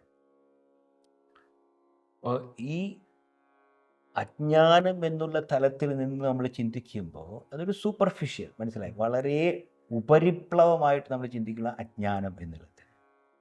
വാസ്തവത്തിൽ ഇവിടെ ഒന്നേ ഉള്ളൂ. മനസ്സിലായി? ഇപ്പോൾ ഞാൻ ഒരു സ്വപ്നം കാണും. സ്വപ്നത്തിൽ ഞാൻ ഒരുപാട് അക്രമങ്ങൾ ചെയ്തു. ഈ അക്രമങ്ങളൊക്കെ ചെയ്ത് എനിക്ക് വളരെ എന്താ പറയുക, വളരെ വിഷമം.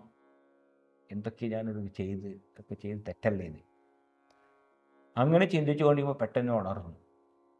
അപ്പോൾ ഉണർന്ന് കഴിഞ്ഞിട്ടുണ്ടെങ്കിൽ പിന്നെ അവൻ അയ്യോ ഞാനത് ചെയ്ത് തെറ്റായി പോയി ചിന്തിക്കില്ല.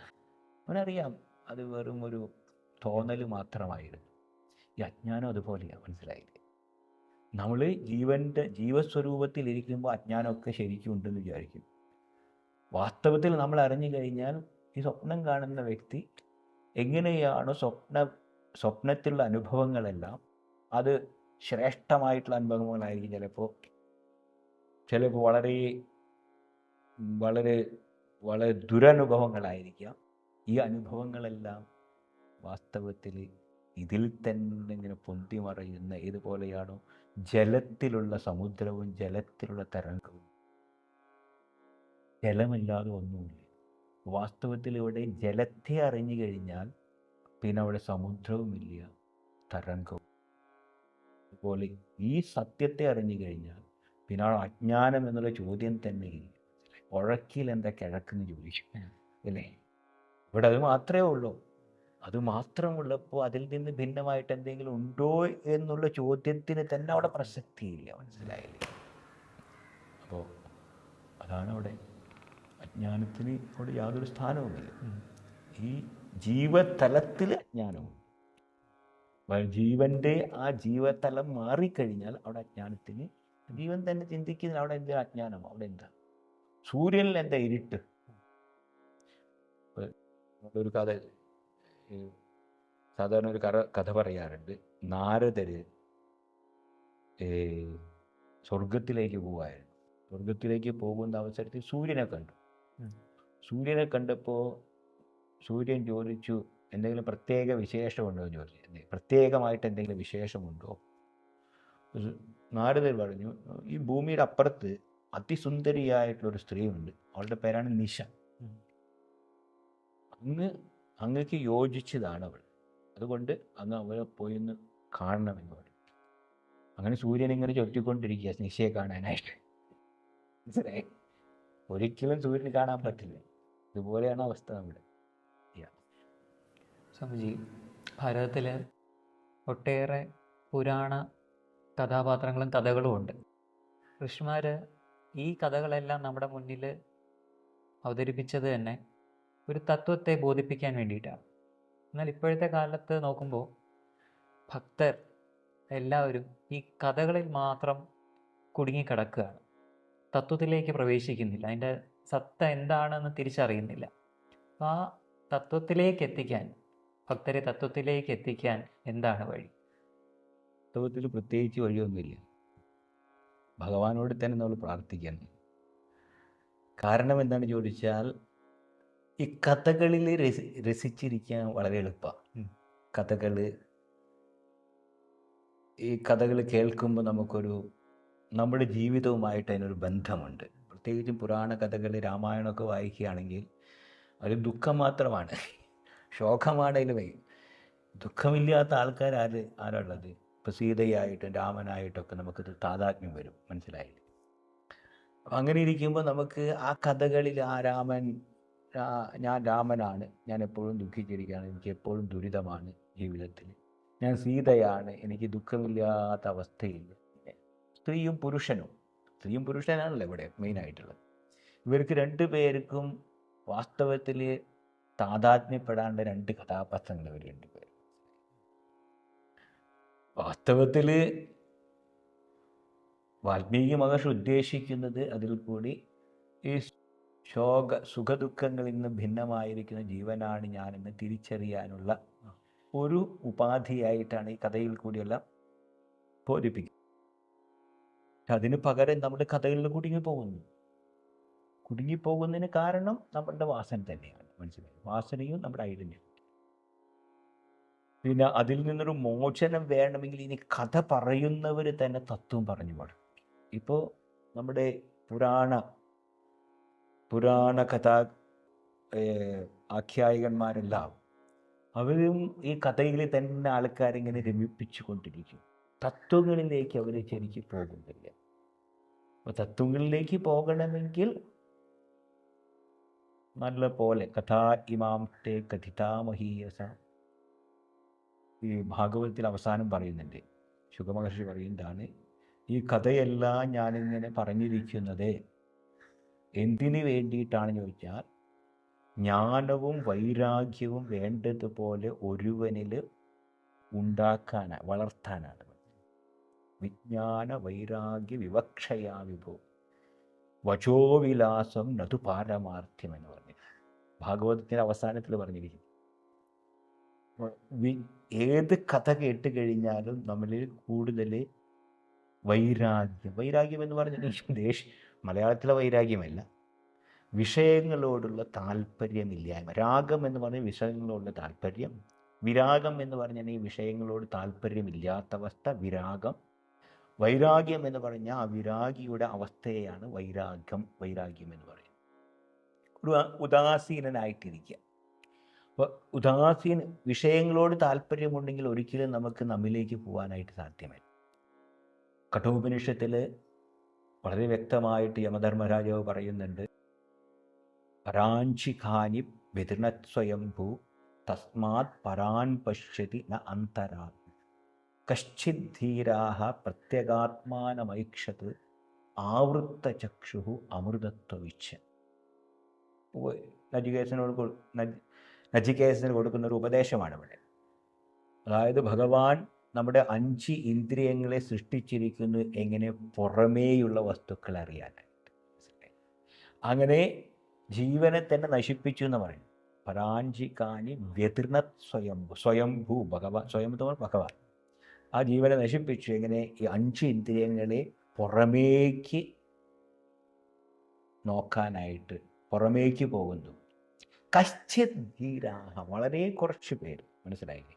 ബുദ്ധിമാനായിട്ടുള്ള 1-2 പേര് പ്രത്യേകാത്മാനമൈക്ഷത്, പ്രത്യേകാത്മാവിനെ അറിയാനുള്ള ഇച്ഛ കൊണ്ട് ആവൃത്ത ചക്ഷുകൾ, ആ പുറമേക്ക് പോകുന്ന ഇന്ദ്രിയങ്ങളെ അന്തർമുഖമാകും. മൃതത്വമിച്ഛ, മരണമില്ലാത്ത അവസ്ഥയെ പ്രാപിക്കുന്നതിന് വേണ്ടിയിട്ട്. ഇപ്പം കഥകളിൽ നിന്ന് നമുക്ക് മോചനം, കഥകളുടെ ഉദ്ദേശ്യം എന്നുള്ളത് നമ്മിൽ വൈരാഗ്യവും ജ്ഞാനവും ഉണ്ടാക്കുകയാണ്. അത് വേണ്ടതുപോലെ മനസ്സിലാക്കി ആ വൈരാഗ്യം എന്നുള്ള അംശവും ജ്ഞാനം എന്നുള്ള അംശവും എടുത്ത് കഥയെ വിടുക നമ്മൾ, മറ്റ് കാര്യത്തിലേക്ക് പോകും. അങ്ങനെ പോയി കഴിഞ്ഞിട്ടുണ്ടെങ്കിൽ പുരാണങ്ങളെല്ലാം തീർച്ചയായിട്ടും നമുക്കൊരു അനുഗ്രഹമാണ്. പിന്നെ എല്ലാവർക്കും ഉപനിഷത്തൊക്കെ പഠിച്ച് വേണ്ടതുപോലെ മനസ്സിലാക്കാൻ സാധ്യമല്ല. അറ്റ്ലീസ്റ്റ് ഒരാൾ കഥയിൽ കൂടിയെങ്കിലും തുടങ്ങുക, മനസ്സിലായി? അങ്ങനെ തുടങ്ങുക. നമ്മൾ ഒരിക്കലും നമുക്കൊരു വ്യാമോഹം ഉണ്ടാവരുത് എല്ലാവരെയും നമ്മൾ തത്വത്തിലേക്ക് കൊണ്ടുവരിക. എല്ലാവർക്കും ധ്യാനിക്കാനൊന്നും പറ്റില്ല. അതുകൊണ്ടാണ് വ്യത്യസ്തമായിരിക്കുന്ന സാധന ക്രമങ്ങൾ നമ്മുടെ ആചാര്യന്മാർ നമുക്ക് പറഞ്ഞു തന്നിരിക്കും. നമുക്ക് കൂടുതൽ കർമ്മവാസനയുള്ള, സാധാരണ പറയില്ലേ, നമ്മുടെ ലോകത്തിൽ തന്നെ 3 വാസനകളാണ്: സത്വം, രജസ്, തമസ്. അപ്പോൾ സാത്വികമായിട്ടുള്ള വാസനകളുള്ളവനാണ് ഈ ഇങ്ങനെയുള്ള വേദാന്ത വിഷയങ്ങളിലേക്ക് താല്പര്യം. ഇപ്പോൾ രാജസ വാസനയാണെങ്കിൽ അവൻ കർമ്മങ്ങളിലായിരിക്കും. താമസമാണെങ്കിൽ അവൻ എന്തെങ്കിലും നമ്മുടെ ടെററിസ്റ്റുകളെ പോലെ, ഭീകരവാദികളെ പോലുള്ള കർമ്മങ്ങളിൽ ഏർപ്പെടും. അതുകൊണ്ട് കുറേശ്ശെ നമ്മൾ എല്ലാവരെയും കൊണ്ടുവരാൻ പറ്റില്ല, പറ്റാവുന്നത് വരട്ടെ, ഇത്രയും നമുക്ക് പറയാൻ പറ്റുള്ളൂ. അല്ലാതെ നമുക്കായിട്ടൊന്നും ചെയ്യാൻ പറ്റില്ല. കാരണം എന്ന് ചോദിച്ചാൽ ഈ ആധ്യാത്മിക ജീവിതം എന്ന് പറഞ്ഞാൽ ഞാൻ തനിച്ച് യാത്ര ചെയ്യാൻ. അവിടെ എനിക്ക് സഹയാത്രികന്മാരൊന്നുമില്ല. നമ്മൾ വിചാരിക്കുന്നുണ്ടെന്ന്, പക്ഷെ വാസ്തവത്തിൽ നമ്മൾ എൻഡ് പോയിന്റിൽ അവസാനത്തിൽ ഞാൻ തനിച്ചാണ്. നമ്മൾ തനിച്ച് വരുന്നു, തനിച്ചു പോകുന്നു, തനിച്ച് സഞ്ചരിക്കുന്നു. ഇതിനിടയിൽ നമ്മൾ വിചാരിക്കുന്നത് നമുക്ക് കുറേ പേര് നമ്മുടെ കൂടെയുണ്ടെന്ന്. ഇതാണ് വാസ്തവം, മനസ്സിലായത്? അല്ലാതെ വേറെ ഒന്നുമില്ല. മതവും ആത്മീയതയും തമ്മിലുള്ള ഒരു വ്യത്യാസത്തെക്കുറിച്ച് പറയാം. ഈ ചോദ്യം വളരെ ചുരുക്കി പറയുകയാണെങ്കിൽ വളരെ ലളിതമാണ്, മനസ്സിലായത്? എവിടെയാണോ മതം അവസാനിക്കുന്നത് അവിടെയാണ് ആത്മീയത തുടങ്ങുന്നത്, മനസ്സിലായത്? ഇപ്പം മതത്തിന് പ്രത്യേകതയുണ്ടോ എന്ന് ചോദിച്ചു കഴിഞ്ഞാൽ തീർച്ചയായിട്ടും നമ്മൾക്ക് ജനിച്ചു വളരുന്ന ഒരു സാഹചര്യം, നമ്മളൊരു കർമ്മ ഭാണ്ഡം കൊണ്ടാണ് ഇവിടെ വരുന്നത്. അതുകൊണ്ടാണ് നമ്മളൊരു പ്രത്യേക സാഹചര്യത്തിൽ ജനിക്കുന്നത്. ആ ജനിച്ചു വളരുന്ന സാഹചര്യങ്ങൾ നമ്മിൽ കുറച്ച് ചില സംസ്കാരങ്ങൾ ഉണ്ടാക്കും, മനസ്സിലായി? ഇപ്പോൾ ഒരു റിലീജിയസ് ആയിട്ട് ഒരു മതാന്തരീക്ഷത്തിലുള്ള ചില സംസ്കാരങ്ങൾ നമ്മളുണ്ടാക്കും. അത് ഒരു വിധത്തിൽ നല്ലതാണ്. ഈ മതം എന്ത് ചെയ്യുമെന്ന് ചോദിച്ചിട്ടുണ്ടെങ്കിൽ നമ്മൾ ചില ചിട്ടകളുണ്ടാക്കും.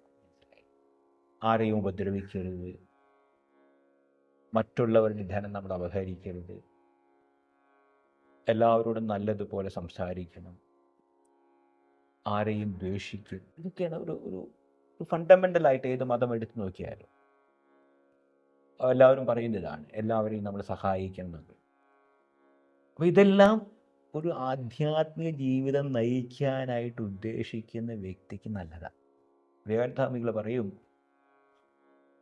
നമ്മളൊരു ക്ഷേത്രത്തിൽ ജനിക്കുന്നത് നല്ലതാണ്, പക്ഷെ മരിക്കുന്നത് ശരിയല്ല എന്ന് പറഞ്ഞിട്ടുണ്ടെങ്കിൽ നമ്മൾ മതത്തിൽ തന്നെ നിൽക്കരുത്.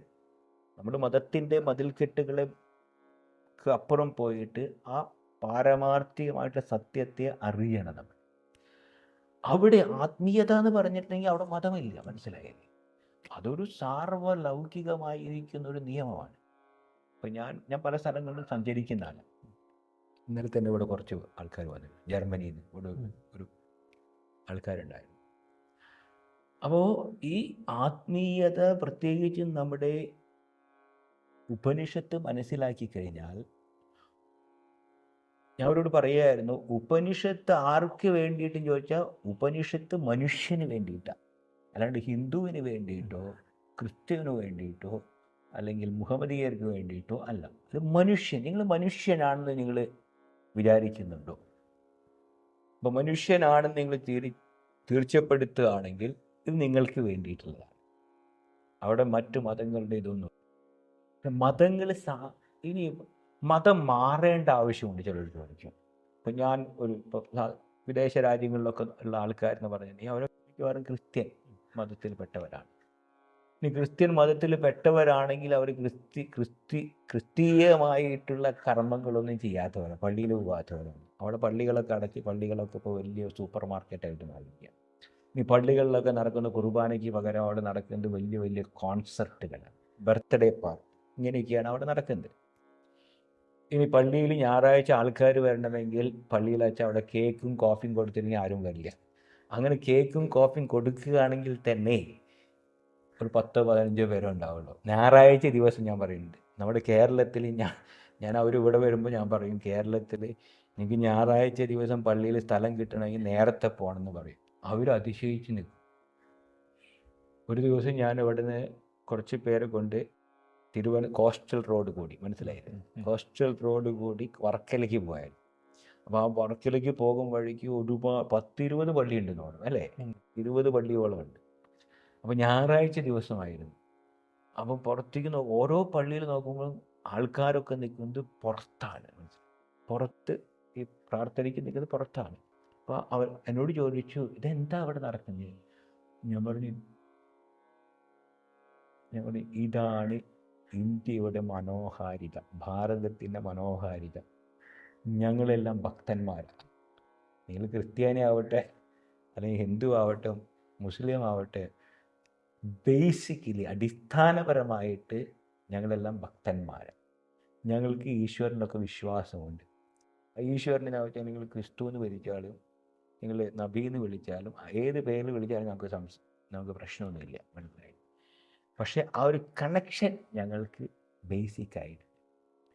വിദേശികൾക്ക് ഇപ്പോൾ സാധാരണ ഈ സൈക്കോളജിസ്റ്റൊക്കെ പറയുന്ന ഒരു ലാംഗ്വേജാണ് ഐഡൻറ്റിറ്റി ക്രൈസിസ്. കേട്ടിട്ടുണ്ടായിരിക്കും ഐഡൻറ്റിറ്റി ക്രൈസിസ് എന്ന് പറഞ്ഞാൽ, ഞാൻ ഏതൊരു സമൂഹത്തിലാണോ ഉള്ളത് എന്ന് അവർക്ക് അറിയുന്നില്ല, മനസ്സിലായില്ലേ? ഇത് വലിയൊരു ക്രൈസിസാണ്, വലിയൊരു ദുരന്തമാണ്, മനസ്സിലായി. നമ്മെ സംബന്ധിച്ച് അങ്ങനെ ഇല്ല. നമുക്ക് ജനിച്ചു വളരുമ്പോൾ തന്നെ ചില കർമ്മങ്ങളും അച്ഛനമ്മമാരിൽ നിന്നും സമൂഹത്തിൽ നിന്നും നമ്മൾ ചിലതിങ്ങനെ അറിഞ്ഞോ അറിയാതെയോ നമ്മൾ നേടുന്നു. അപ്പോൾ അതുകൊണ്ട് ഇത് വലിയൊരു സംഗതി. നമ്മൾ വിചാരിക്കും ഇത് വളരെ നമുക്കറിയില്ല. നമ്മളറിയാതെ തന്നെ നമ്മൾ വലിയ ഒരു മൂല്യങ്ങൾ നമുക്ക് കിട്ടിക്കൊണ്ടിരിക്കുന്നുണ്ട് നമ്മുടെ സമൂഹത്തിൽ നിന്നും, നമ്മുടെ മതത്തിൽ നിന്നും. മറ്റുള്ളവർക്ക് അങ്ങനെ കിട്ടുന്നില്ല. അപ്പം ഞാൻ അവരോട് പറയാറുണ്ട്, നിങ്ങൾ ക്രിസ്ത്യാനാണോ, നോ പ്രോബ്ലം, ഫോളോ. എന്താണോ ഒരു ക്രിസ്ത്യാനി ഒരു പാലിക്കേണ്ട നിയമങ്ങൾ അത് നിങ്ങൾ പാലിക്കുക. അത് പാലിച്ചു കഴിഞ്ഞെങ്കിൽ എളുപ്പമാണ് പിന്നെ വേദാന്തത്തിൽ വരാം. അല്ലാണ്ട് ഹിന്ദു മതത്തിൽ അല്ലെ ക്രിസ്തു മതത്തിൽ ഞാൻ ഹിന്ദു മതമായിരിക്കുന്നു അതുകൊണ്ട് വലിയ പ്രത്യേകതയൊന്നുമില്ല. മതം എന്നുള്ള ഒരു ഇതിൽ എപ്പോഴും നമ്മളൊരു ഡീലാണ്, ഭഗവാനുമായിട്ടുള്ളൊരു ഡീൽ ഫിക്സ് ചെയ്യാണ്. ഞാൻ ഇത്ര തരാം, ഭഗവാൻ ഇത്ര തരും, ഇത്ര തന്നു കഴിഞ്ഞാൽ ഞാൻ ഹാപ്പിയാണ്. ആത്മീയത എന്ന് പറഞ്ഞാൽ ഈ വരമ്പുകളെല്ലാം നമ്മൾ ഭേദിക്കും. ഇതിൻ്റെ എല്ലാം പരിച്ഛിന്നത്വം മനസ്സിലാക്കി അപരിച്ഛിന്നമായിരിക്കുന്ന ഒരു തലത്തിലേക്ക് നമ്മൾ സഞ്ചരിക്കുന്നതാണ്. അവിടെ നമുക്ക് വലിയ ധൈര്യം വേണം. ധീരാഹ, ഉപനിഷത്ത് പറയുന്നത് അഭീഹി ധീരാഹ, ഇങ്ങനെയുള്ളവർക്ക് മാത്രമേ ഇതിലേക്ക് പ്രവേശിക്കാൻ സാധിക്കൂ. അവിടെ വേറെ ആരും നമുക്ക് കൂട്ടില്ല, ഈശ്വരൻ പോലും നമുക്ക് കൂട്ടില്ല, മനസ്സിലായി. ഞാൻ തനിച്ചാണ് പോകുന്നത്. ഈ ന്യായ സിദ്ധാന്തത്തിൽ അവർ 2 ന്യായങ്ങളെ കുറിച്ച് പറയും. മർക്കട കിശോര ന്യായം, മാർജാര കിശോരൻ നായർ എന്ന് പറഞ്ഞിട്ട്. അതായത് മർക്കട കിശോരൻ നായർ എന്ന് പറഞ്ഞാൽ ഈ കുരങ്ങനും കുരങ്ങൻ്റെ കുട്ടിയും, മനസ്സിലായി? ഈ കുരങ്ങനും കുരങ്ങൻ്റെ കുട്ടിയും തമ്മിൽ എന്ന് പറഞ്ഞാൽ കുരങ്ങൻ ഒരു മരത്തിൽ നിന്ന് മറ്റൊരു മരത്തിലേക്ക് ചാടും. പക്ഷെ കുട്ടി നല്ലതുപോലെ ഇങ്ങനെ പിടിച്ചിരുന്നു പറഞ്ഞാൽ അമ്മയ്ക്ക് യാതൊരു റെസ്പോൺസിബിലിറ്റി ഇല്ല, എല്ലാ ചുമതലയും കുട്ടിക്കാണ്, മനസ്സിലായില്ലേ? അതിനു വേണ്ടി മാർജാര കിശോരൻ നായർ എന്ന് പറഞ്ഞിട്ടുണ്ടെങ്കിൽ പൂച്ചയും പൂച്ചക്കുട്ടി മ്യാ മ്യാ എന്ന് പറയുള്ളൂ. ഇങ്ങനെ പറയുമ്പോൾ അമ്മ വന്നെടുത്ത് കൊണ്ടുപോയി എവിടെയാണ്. പൂച്ചക്കുട്ടിക്ക് യാതൊന്നും അറിയേണ്ട ആവശ്യമില്ല, മനസ്സിലായി? ഇതുപോലെയാണ്. അപ്പോൾ ഈ പൂച്ചക്കുട്ടിയും പൂച്ചയും തമ്മിലുള്ള ബന്ധത്തെയാണ് ഭക്തൻ എന്ന് പറയുന്നത്. ഭഗവാൻ അവനെല്ലാവരുടെയും കൊണ്ടുപോകും. ഇനി കുരങ്ങനും കുരങ്ങൻ്റെ കുട്ടി എന്ന് പറയുമ്പോൾ ഒരു ജ്ഞാനിയാണ്. നമ്മൾ സ്വയം നമ്മുടെ റെസ്പോൺസിബിലിറ്റി ഏറ്റെടുക്കാനാണ്. അതുപോലെ അത് കുറച്ച് നമുക്ക് അവിടെയും നമുക്ക് അതാണ് ഈ ജ്ഞാനമാർഗത്തിൽ പോകുമ്പോഴും നമുക്കൊരു സഹായി അല്ലെങ്കിൽ ഒരു ഗൈഡ് ആവശ്യമാണ്. തീർച്ചയായിട്ടും നമ്മളറിയാത്ത സ്ഥലങ്ങളിലേക്ക്, മേഖലയിലേക്ക് നമ്മൾ സഞ്ചരിക്കുമ്പോൾ തീർച്ചയായിട്ടും നമുക്കൊരു ഗൈഡ് ആവശ്യം, ഗുരു, മനസ്സിലായി? ഇപ്പം ആ അറിവ് പകർന്ന് തരാൻ വേണ്ടിയിട്ട്, നമ്മളെ ആ ഒരു ആധ്യാത്മിക പാതയിലേക്ക് നയിക്കാൻ വേണ്ടിയിട്ട് ഒരു ഗുരു ആവശ്യമാണെന്ന് അങ്ങ് പറഞ്ഞല്ലോ. നമുക്ക് അറിഞ്ഞുകൂടാത്തൊരു മാർഗമാണ്. അപ്പം ഒരു ഗുരു ഉണ്ടാവുന്നത് ശിഷ്യന് വേണ്ടിയിട്ടാണോ, ശിഷ്യൻ ഉണ്ടാവുന്നത് ഗുരുവിന് വേണ്ടിയിട്ടാണോ? ഗുരു ശിഷ്യ ബന്ധം എന്ന് പറഞ്ഞാൽ ഗുരു ഉണ്ടെങ്കിൽ ശിഷ്യനുള്ളൂ, ശിഷ്യനുണ്ടെങ്കിൽ ഗുരുവുള്ളൂ. രണ്ടും ഒരു മ്യൂച്വൽ ഡിപ്പെൻഡൻ്റ് ആണ്, മനസ്സിലായി? ഇപ്പോൾ അധ്യാപകൻ എന്ന് പറഞ്ഞാൽ വിദ്യാർത്ഥികളില്ലെങ്കിൽ അധ്യാപകനില്ല, വിദ്യാർത്ഥികൾ ഉണ്ടെങ്കിലേ അധ്യാപകനാണ്. ഒരു അച്ഛൻ എന്ന് പറയണമെങ്കിൽ മക്കളുണ്ടെങ്കിൽ അച്ഛനാവുള്ളൂ, മക്കളില്ലെങ്കിൽ അച്ഛനാവില്ല. അപ്പോൾ ആ സാധാരണ ആൾക്കാർ ചോദിക്കുന്ന അച്ഛനാണോ മൂത്തത് മകനാണോ മൂത്തത് എന്ന്. രണ്ടും ഒരേ പ്രായമാണ് വാസ്തവത്തിൽ. മകനുണ്ടാവുന്ന നിമിഷത്തിലാണ് അച്ഛനുണ്ടാവുന്നത്, മക്കളുണ്ടാവുന്ന നിമിഷം അമ്മയുണ്ടാവും, മനസ്സിലായി? അതൊരു മ്യൂച്വൽ ഡിപ്പെൻഡൻ്റ് ആണ്. തീർച്ചയായിട്ടും ആധ്യാത്മിക ജീവിതത്തിൽ ഗുരു ആവശ്യമാണ്, മനസ്സിലായി? അറിയാത്ത വഴിയിൽ കൂടിയാണ് നമ്മൾ സഞ്ചരിക്കുന്നത്. അപ്പോൾ ഒരു ശിഷ്യൻ ജ്ഞാനത്തിന് വേണ്ടി ദാഹിച്ചുകൊണ്ടിരിക്കും. നമ്മൾ കുറേ പുസ്തകങ്ങളൊന്നും വായിച്ചിട്ടുണ്ടെങ്കിൽ കൂടുതലായിട്ട് നമുക്ക് തൃപ്തി കിട്ടില്ല. ഒരു ലൈവ് ഗുരു, ഒരു ജീവിച്ചിരിക്കുന്ന ഒരു വ്യക്തി നമുക്ക് ആവശ്യമാണ്. അങ്ങനെ നമുക്ക് പൂർണ്ണമായിട്ട് ജ്ഞാനദാഹമുണ്ടാകുമ്പോൾ അത് ഏത് വിഷയത്തിലും, ഉപനിഷത്ത് വേണമെന്നില്ല, നമ്മുടെ ഭാരതീയ സംസ്കൃതി അനുസരിച്ച് ഏത് മേഖലയിലും ഒരു ഡാൻസ്, ഒരു കളരിപ്പയറ്റ്, ഒരു എന്ത് പഠിക്കണമെങ്കിലും നമുക്കൊരു അറിവുള്ള ഒരാളെ ആവശ്യമാണ്. എങ്കിലേ നമുക്ക് ഒരു പുസ്തകം വായിച്ച് എനിക്ക് ഡാൻസ് പഠിക്കണം, അല്ലെങ്കിൽ എനിക്ക് മ്യൂസിക് പഠിക്കണം, മ്യൂസിക്കിനെ കുറിച്ച് വിവരിച്ചിരിക്കുന്ന ഒരു പുസ്തകം വായിച്ച് ഞാൻ വായിക്കുകയാണെങ്കിൽ കിട്ടുമോ? ഇല്ല. അപ്പോൾ ലൈവ് ഗുരു ഉണ്ടെങ്കിൽ ഞാൻ ചെയ്യുന്ന മിസ്റ്റേക്ക് എന്നെ കൃത്യമായിട്ട് നേർ വഴിയിൽ എന്നെ നയിക്കാനായിട്ട് നേരാം വഴി കാട്ടിത്തരുന്നു. അങ്ങനെയുള്ള ഒരു ഗുരു നമുക്ക് തീർച്ചയായിട്ടും ആവശ്യം. ആ ഗുരു ഉണ്ടെങ്കിൽ ശിഷ്യനാണ് ഗുരുവിനെ ഉണ്ടാക്കുന്നത് വാസ്തവത്തിൽ, മനസ്സിലായി? ഇപ്പോൾ ഞാനിവിടെ ഇരിക്കുന്നു, എനിക്ക് എല്ലാ അറിവും ഉണ്ടെങ്കിൽ ഒരാൾ എൻ്റെ അടുത്ത് വരുന്നില്ലെങ്കിൽ ഞാൻ ആരുമല്ല, മനസ്സിലായില്ലേ? എനിക്ക് എന്തറിയാം എന്തറിയില്ല എന്ന് ആർക്കും അറിയില്ല. അത് ഒരാൾ വന്ന് എന്നോട് ചോദിക്കുകയാണ്, ആ ചോദിക്കുന്ന സമയത്താണ് എനിക്കറിയുന്നത്, എനിക്കിതറിയാലോ, മനസ്സിലായില്ലേ? അപ്പോൾ ഒരു വിധത്തിൽ ഒരു ഗുരുവിനെ, ഒരു അറിവുള്ള വ്യക്തിയിൽ ഒരു ഗുരുവിനെ ഉണ്ടാക്കുന്നത് ശിഷ്യനാണ്. ആ ശിഷ്യൻ ചോദിക്കുമ്പോഴാ എനിക്കറിയാം. ഗുരു എന്നുള്ള വാക്കിന് എന്താ അർത്ഥം? വളരെ സിമ്പിൾ. ഗുകാരഹ അന്ധകാരോ വൈ രുകാരഹ തന്നിവർത്തക അന്ധകാര നിരോധിത്വാത് ഗുരു ഇതി അഭിധീയത. ഇതാണ് ഒരു വാക്ക്. ഗു എന്നുള്ളത് അജ്ഞാനം, രു എന്നുള്ളത് ഈ അജ്ഞാനത്തെ ഇല്ലാതാക്കും. അപ്പം അജ്ഞാനത്തെ ഇല്ലാതാക്കുന്നത് കൊണ്ട്, അന്ധകാരത്തെ ഇല്ലാതാക്കുന്നത് കൊണ്ട് ഗുരു എന്ന് പറയുന്നു. അതിപ്പോൾ ഏത് വിഷയമായി, എനിക്കറിയാത്ത ഏതൊരു വിഷയം, ഇപ്പോൾ എനിക്കറിയില്ല എന്താണ് ഒരു സംഗതി, എനിക്ക് അറിയില്ല, അപ്പം അങ്ങക്ക് അറിയാമെന്നാണെങ്കിൽ ഞാൻ ചോദിക്കുകയാണെങ്കിൽ അങ്ങൻ്റെ ഗുരുവാണ്. അതായത് ആ വിഷയത്തിലുള്ള അറിവില്ലായ്മ എന്നെ മാറ്റിയിരിക്കുന്നു, മനസ്സിലായി? അങ്ങനെ ഒരു ഗുരുവോ നമുക്ക് പാടുവോ എന്നല്ല, അനവധി ഗുരുക്കന്മാരും. ഇതാണ് അവധൂതൻ നമ്മുടെ ഭാഗവതത്തിൽ തന്നെ 24 ഗുരുക്കളെ കുറിച്ച് പറയുന്നുണ്ട്. എന്ന് വെച്ചാൽ ഞാൻ പലവരിൽ നിന്നും പലതും പഠിച്ചിട്ടുണ്ട്. ഓരോരുത്തരിൽ നിന്നും ഓരോ വിഷയങ്ങൾ ഞാൻ പഠിച്ചിട്ടുണ്ട്. അവരൊക്കെ ഗുരു. അപ്പം അതുകൊണ്ട് നമുക്ക് അനവധി ഗുരുക്കന്മാർ. ആദ്യത്തെ ഗുരു ആരാണെന്ന് ചോദിച്ചാൽ നമ്മുടെ അമ്മ, അച്ഛൻ, നമ്മുടെ അറിവ് പകർന്ന മറ്റുള്ള ഗുരുക്കന്മാർ. പിന്നെ ആധ്യാത്മിക ജീവിതത്തിൽ വരുമ്പോൾ നമുക്ക് തീർച്ചയായിട്ടും ആചാര്യസ്വാമികൾ പറയാറുണ്ട്, സർവശാസ്ത്രവിദോപി അസമ്പ്രദായവിത് മൂർഖവത് ഉപേക്ഷണീയം. ആചാര്യസ്വാമികൾ ഭാഷ്യം എഴുതുമ്പോൾ ഗീതാഭാഷ്യത്തിലും പറയുന്നുണ്ട്, വേറൊരു ഉപനിഷത്ത് ഭാഷ്യത്തിലും പറയുന്നുണ്ട്. ഒരാൾക്ക് എല്ലാ അറിവും ഉണ്ടെങ്കിലും, ഭൗതികമായിട്ടുള്ള അറിവുകൾ എല്ലാം ഉണ്ടെങ്കിലും, അവനൊരു ഗുരു ശിഷ്യ പരമ്പരയിൽ കൂടി പഠിച്ചു വന്നിട്ടില്ലെങ്കിൽ ഒരു പക്ഷേ അവൻ നമ്മെ തെറ്റിദ്ധരിപ്പിക്കാം. അതുകൊണ്ട് മൂർഖവത് ഉപേക്ഷണീയ, അങ്ങനെയുള്ളവരിൽ നിന്ന് നമ്മൾ പഠിക്കാനായിട്ട് വരണ്ട. ഇനി ഒരാൾക്ക് അറിവൊന്നുമില്ല, അവൻ സമ്പ്രദായത്തിൽ കൂടിയാണെങ്കിൽ അവൻ നമ്മളെ തെറ്റിദ്ധരിപ്പിക്കില്ല. അപ്പോൾ നമുക്ക് പോയി. അതുകൊണ്ട് ഗുരുവും ശിഷ്യനും ഒരു മ്യൂച്വൽ ഡിപ്പെൻഡൻസ് ആണ്. ഗുരുവാണ് ശിഷ്യനെ ഉണ്ടാക്കുക, ശിഷ്യനാണ് ഗുരു. രണ്ടുമുണ്ട്. ഗുരു ഉണ്ടെങ്കിൽ ശിഷ്യനുള്ളൂ, ശിഷ്യൻ ഉണ്ടെങ്കിൽ ഗുരുവുള്ളൂ. ഒരു അധ്യാപകനുണ്ടെങ്കിൽ വിദ്യാർത്ഥികളുള്ളൂ, വിദ്യാർത്ഥികളുണ്ടെങ്കിൽ അധ്യാപകനുള്ളൂ. അപ്പോൾ മ്യൂച്വൽ ഡിപ്പെൻഡൻസ്.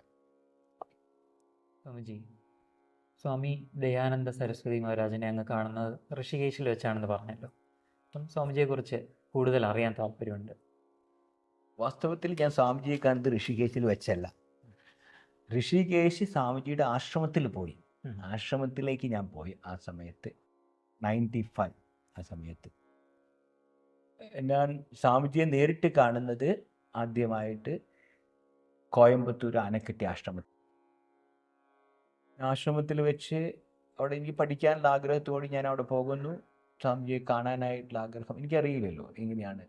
ഇപ്പോൾ പല സ്ഥലങ്ങളിലും ഇപ്പോൾ വലിയ വലിയ സ്വാമിമാരെ കാണാനായിട്ട് നമ്മൾ പല കടമ്പങ്ങളും കിടക്കണം, മനസ്സിലായി. അപ്പോൾ ഇങ്ങനെയുള്ള ധാരണയോട് കൂടിയിട്ടാണ് ഞാൻ അവിടെ പോകുന്നത്. ഞാനവിടെ ആശ്രമത്തിൽ പ്രവേശിച്ച സമയത്ത് ആർഷവിദ്യ ഗുരുകുലം എന്നാണ് എൻ്റെ പേര്, ആർഷവിദ്യ ഗുരുകുലം. ആർഷവിദ്യ ഗുരുകുലത്തിൽ ഞാൻ പോകുന്ന സമയത്ത് സ്വാമിജി അവിടെ ഇല്ല. കോഴ്സ് നടന്നുകൊണ്ടിരിക്കുകയാണ്. അതിനിടയിൽ സ്വാമിജി ലണ്ടനിൽ പോയിരുന്നു എന്തോ ഒരു കോൺഫറൻസിന് വേണ്ടിയിട്ട്. അത് കഴിഞ്ഞ് സ്വാമിജി ഒരു 2-3 ദിവസം കഴിഞ്ഞ് വരും. അപ്പോൾ സ്വാമിജി പോയതിന് ശേഷമാണ് ഞാൻ അവിടെ ആശ്രമത്തിൽ പ്രവേശിക്കുന്നത്. അപ്പോൾ അവിടെ കോഴ്സ് ഓൾറെഡി ഈ 3.5 വർഷത്തെ കോഴ്സ് നടന്നുകൊണ്ടിരിക്കുകയാണ്. അതിനിടയിലാണ് ഞാൻ പോകുന്നത്. അപ്പോൾ ഞാൻ അവിടെ പോയപ്പോൾ എല്ലാവരും പറഞ്ഞു, ഇനി ഇതിൻ്റെ ഇടയിലൊന്നും ആരും ഇവിടെ ചേർത്തില്ല, അതിനുള്ള ചാൻസ് ഒന്നുമില്ല. അവിടെ റെസിഡൻഷ്യൽ ആചാര്യൻ ഒരാൾ വന്നു. അദ്ദേഹത്തെ പോയി കണ്ടു ഞാൻ. അദ്ദേഹം ഒരു മലയാളിയായിരുന്നു, പക്ഷെ എന്നോട് മലയാളം സംസാരിച്ചില്ല. കട്ടി ഇംഗ്ലീഷിലാണ് എല്ലാ ചോദ്യങ്ങളൊക്കെ ചോദിച്ചത്. അപ്പം ഞാൻ വിചാരിച്ചു, പിന്നെ ഞാൻ പുറത്ത് വന്നതിന് ശേഷമാണ് അദ്ദേഹം മലയാളിയാണെന്ന് ഞാൻ അറിയുന്നത്. അപ്പോൾ പിന്നെ മലയാളത്തിൽ സംസാരിക്കാത്തത് കൊണ്ട് ഞാൻ വിചാരിച്ചു ഒരു നിലയ്ക്ക് ഞാൻ ഇതിൻ്റെ ഉള്ളിലേക്ക് എനിക്ക് പ്രവേശനം ഉണ്ടാവില്ല എന്ന് ഞാൻ വിചാരിച്ചു. അങ്ങനെ ഇരിക്കുമ്പോൾ എന്തായാലും ഞാൻ ഇവിടെ വന്നില്ലേ. ഋഷികേശിൽ നിന്ന് ഞാൻ കേരളത്തിൽ നിന്ന് ഓൾറെഡി ഋഷികേശിൽ പോയി, ഋഷികേശിൽ തിരിച്ച് വീണ്ടും കോയമ്പത്തൂർ വന്നു. ഇനി വീണ്ടും തിരിച്ച് ഋഷികേശിൽ പോകണം, അങ്ങനെയുള്ള ആശങ്കയിലാണ് ഞാൻ ഇരിക്കുന്നത്. എന്തായാലും വന്നു, സ്വാമിജിയെ കണ്ടിട്ട് പോകാം. സ്വാമിജി 3 ദിവസം കഴിഞ്ഞാൽ വരും. കണ്ടതിന് ശേഷം പോകാനാണ് തീരുമാനിച്ചു. ഞാൻ ആരോടും മിണ്ടിയില്ല. ഏതാണ് റൂം കിട്ടി ആ റൂമിൽ അങ്ങോട്ട് താമസിച്ച് സ്വാമിജി വരുന്നു. എല്ലാവരും അവിടെ 100-150 പേര് സ്റ്റുഡൻസ് ഉണ്ട് ആ കോഴ്സിനായി. അവരെല്ലാവരും എല്ലാവരും തിക്കും തിരക്കായിട്ട് നിൽക്കുകയാണ്. ഇപ്പം ഞാനിങ്ങനെ ഭയപ്പെട്ടു, ഇങ്ങനെയാണ് നമുക്കിവിടെ നിൽക്കാൻ പറ്റുമോ, പഠിക്കാൻ പറ്റുമോ, ഇങ്ങനെയുള്ള ആശങ്കയിലാണ് ഞാൻ. എൻ്റെ മനസ്സൊരു കോളിലൊക്കെ സൃഷ്ടിച്ചു കൊണ്ടിരിക്കുക. അങ്ങനെ ഇരിക്കുമ്പോൾ സ്വാമിജി എല്ലാവരും ഇങ്ങനെ, ആ സമയത്ത് ഒരു 60-65 വയസ്സുണ്ടാവും സ്വാമിജി. ഇങ്ങനെ എല്ലാവരും ഇങ്ങനെ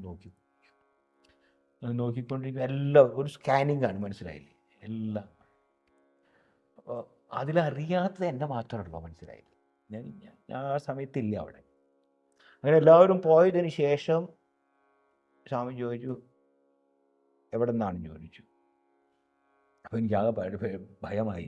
ഞാൻ എന്തെങ്കിലും തെറ്റ് ചെയ്തോ, എന്തെങ്കിലും എന്നെ നോട്ട് ചെയ്യത്തക്ക വിധത്തിൽ ഞാൻ എന്തെങ്കിലും ചെയ്തോ എന്നൊക്കെ വിചാരിച്ചു. അപ്പോൾ ഞാൻ പറഞ്ഞു, സ്വാമിജി സംസാരിക്കാമെന്ന് പറഞ്ഞു. ഞാൻ പറഞ്ഞു, ഞാൻ രാത്രി വന്ന് സംസാരിക്കാമെന്ന് പറഞ്ഞു. ആഫ്റ്റർ ഡിന്നർ കഴിഞ്ഞിട്ട് വന്ന് സംസാരിക്കാം. എനിക്ക് പേടിയായി, ഭയമായി. അതുകൊണ്ടാണ് വാസ്തവത്തിൽ എന്താ സംസാരിക്കുക, ഞാൻ പ്രിപ്പയർ അല്ല. പെട്ടെന്ന് തന്നെ വന്ന് ആദ്യം കണ്ടു, പെട്ടെന്ന് തന്നെ ചോദിക്കുന്നു എന്താണ്, പെട്ടെന്ന് എനിക്ക് സംസാരിക്കാനും പറ്റി. അങ്ങനെ ഈവനിങ്ങിൽ ഞാൻ പ്രിപ്പയർ ചെയ്യും. അപ്പം ആ നിമിഷം പോലും ഞാൻ എന്ത് സംസാരിക്കാം, എങ്ങനെയായിരിക്കണം, എന്തൊക്കെ അങ്ങനെ പ്രിപ്പയർ ചെയ്തുകൊണ്ട് ഞാൻ ഈവനിങ് ഡിന്നർ കഴിഞ്ഞപ്പോൾ സ്വാമിജിയെ കാണാനായിട്ട് പോയി. എൻ്റെ ഒരു സർപ്രൈസിങ്, അദ്ദേഹം എന്നോട് മലയാളത്തിൽ സംസാരിച്ചു. ഇംഗ്ലീഷല്ല, തമിഴല്ല, മലയാളം. തമിഴ് എനിക്ക് സംസാരിച്ചാൽ മനസ്സിലാവും, കുറച്ച് സംസാരിക്കാൻ അറിയാം. മലയാളത്തിൽ സംസാരിച്ചപ്പോൾ എനിക്ക് വളരെ സമാധാനമായി. എന്താണ്, എവിടെയാണ്? ഇപ്പോൾ ഞാൻ പറഞ്ഞു, ഇങ്ങനെ ഞാൻ പഠിക്കാനാണ് വന്നിരിക്കുന്നത്, പഠിക്കാനുള്ള ചാൻസ്. അപ്പോൾ അദ്ദേഹം എന്നോട് പറഞ്ഞത്, എവിടെയും പോകണ്ട, ഇവിടെ ഇരുന്ന് പഠിച്ചതിന് ശേഷം പിന്നെ അവിടെ വേണമെങ്കിൽ പോയിക്കോളും.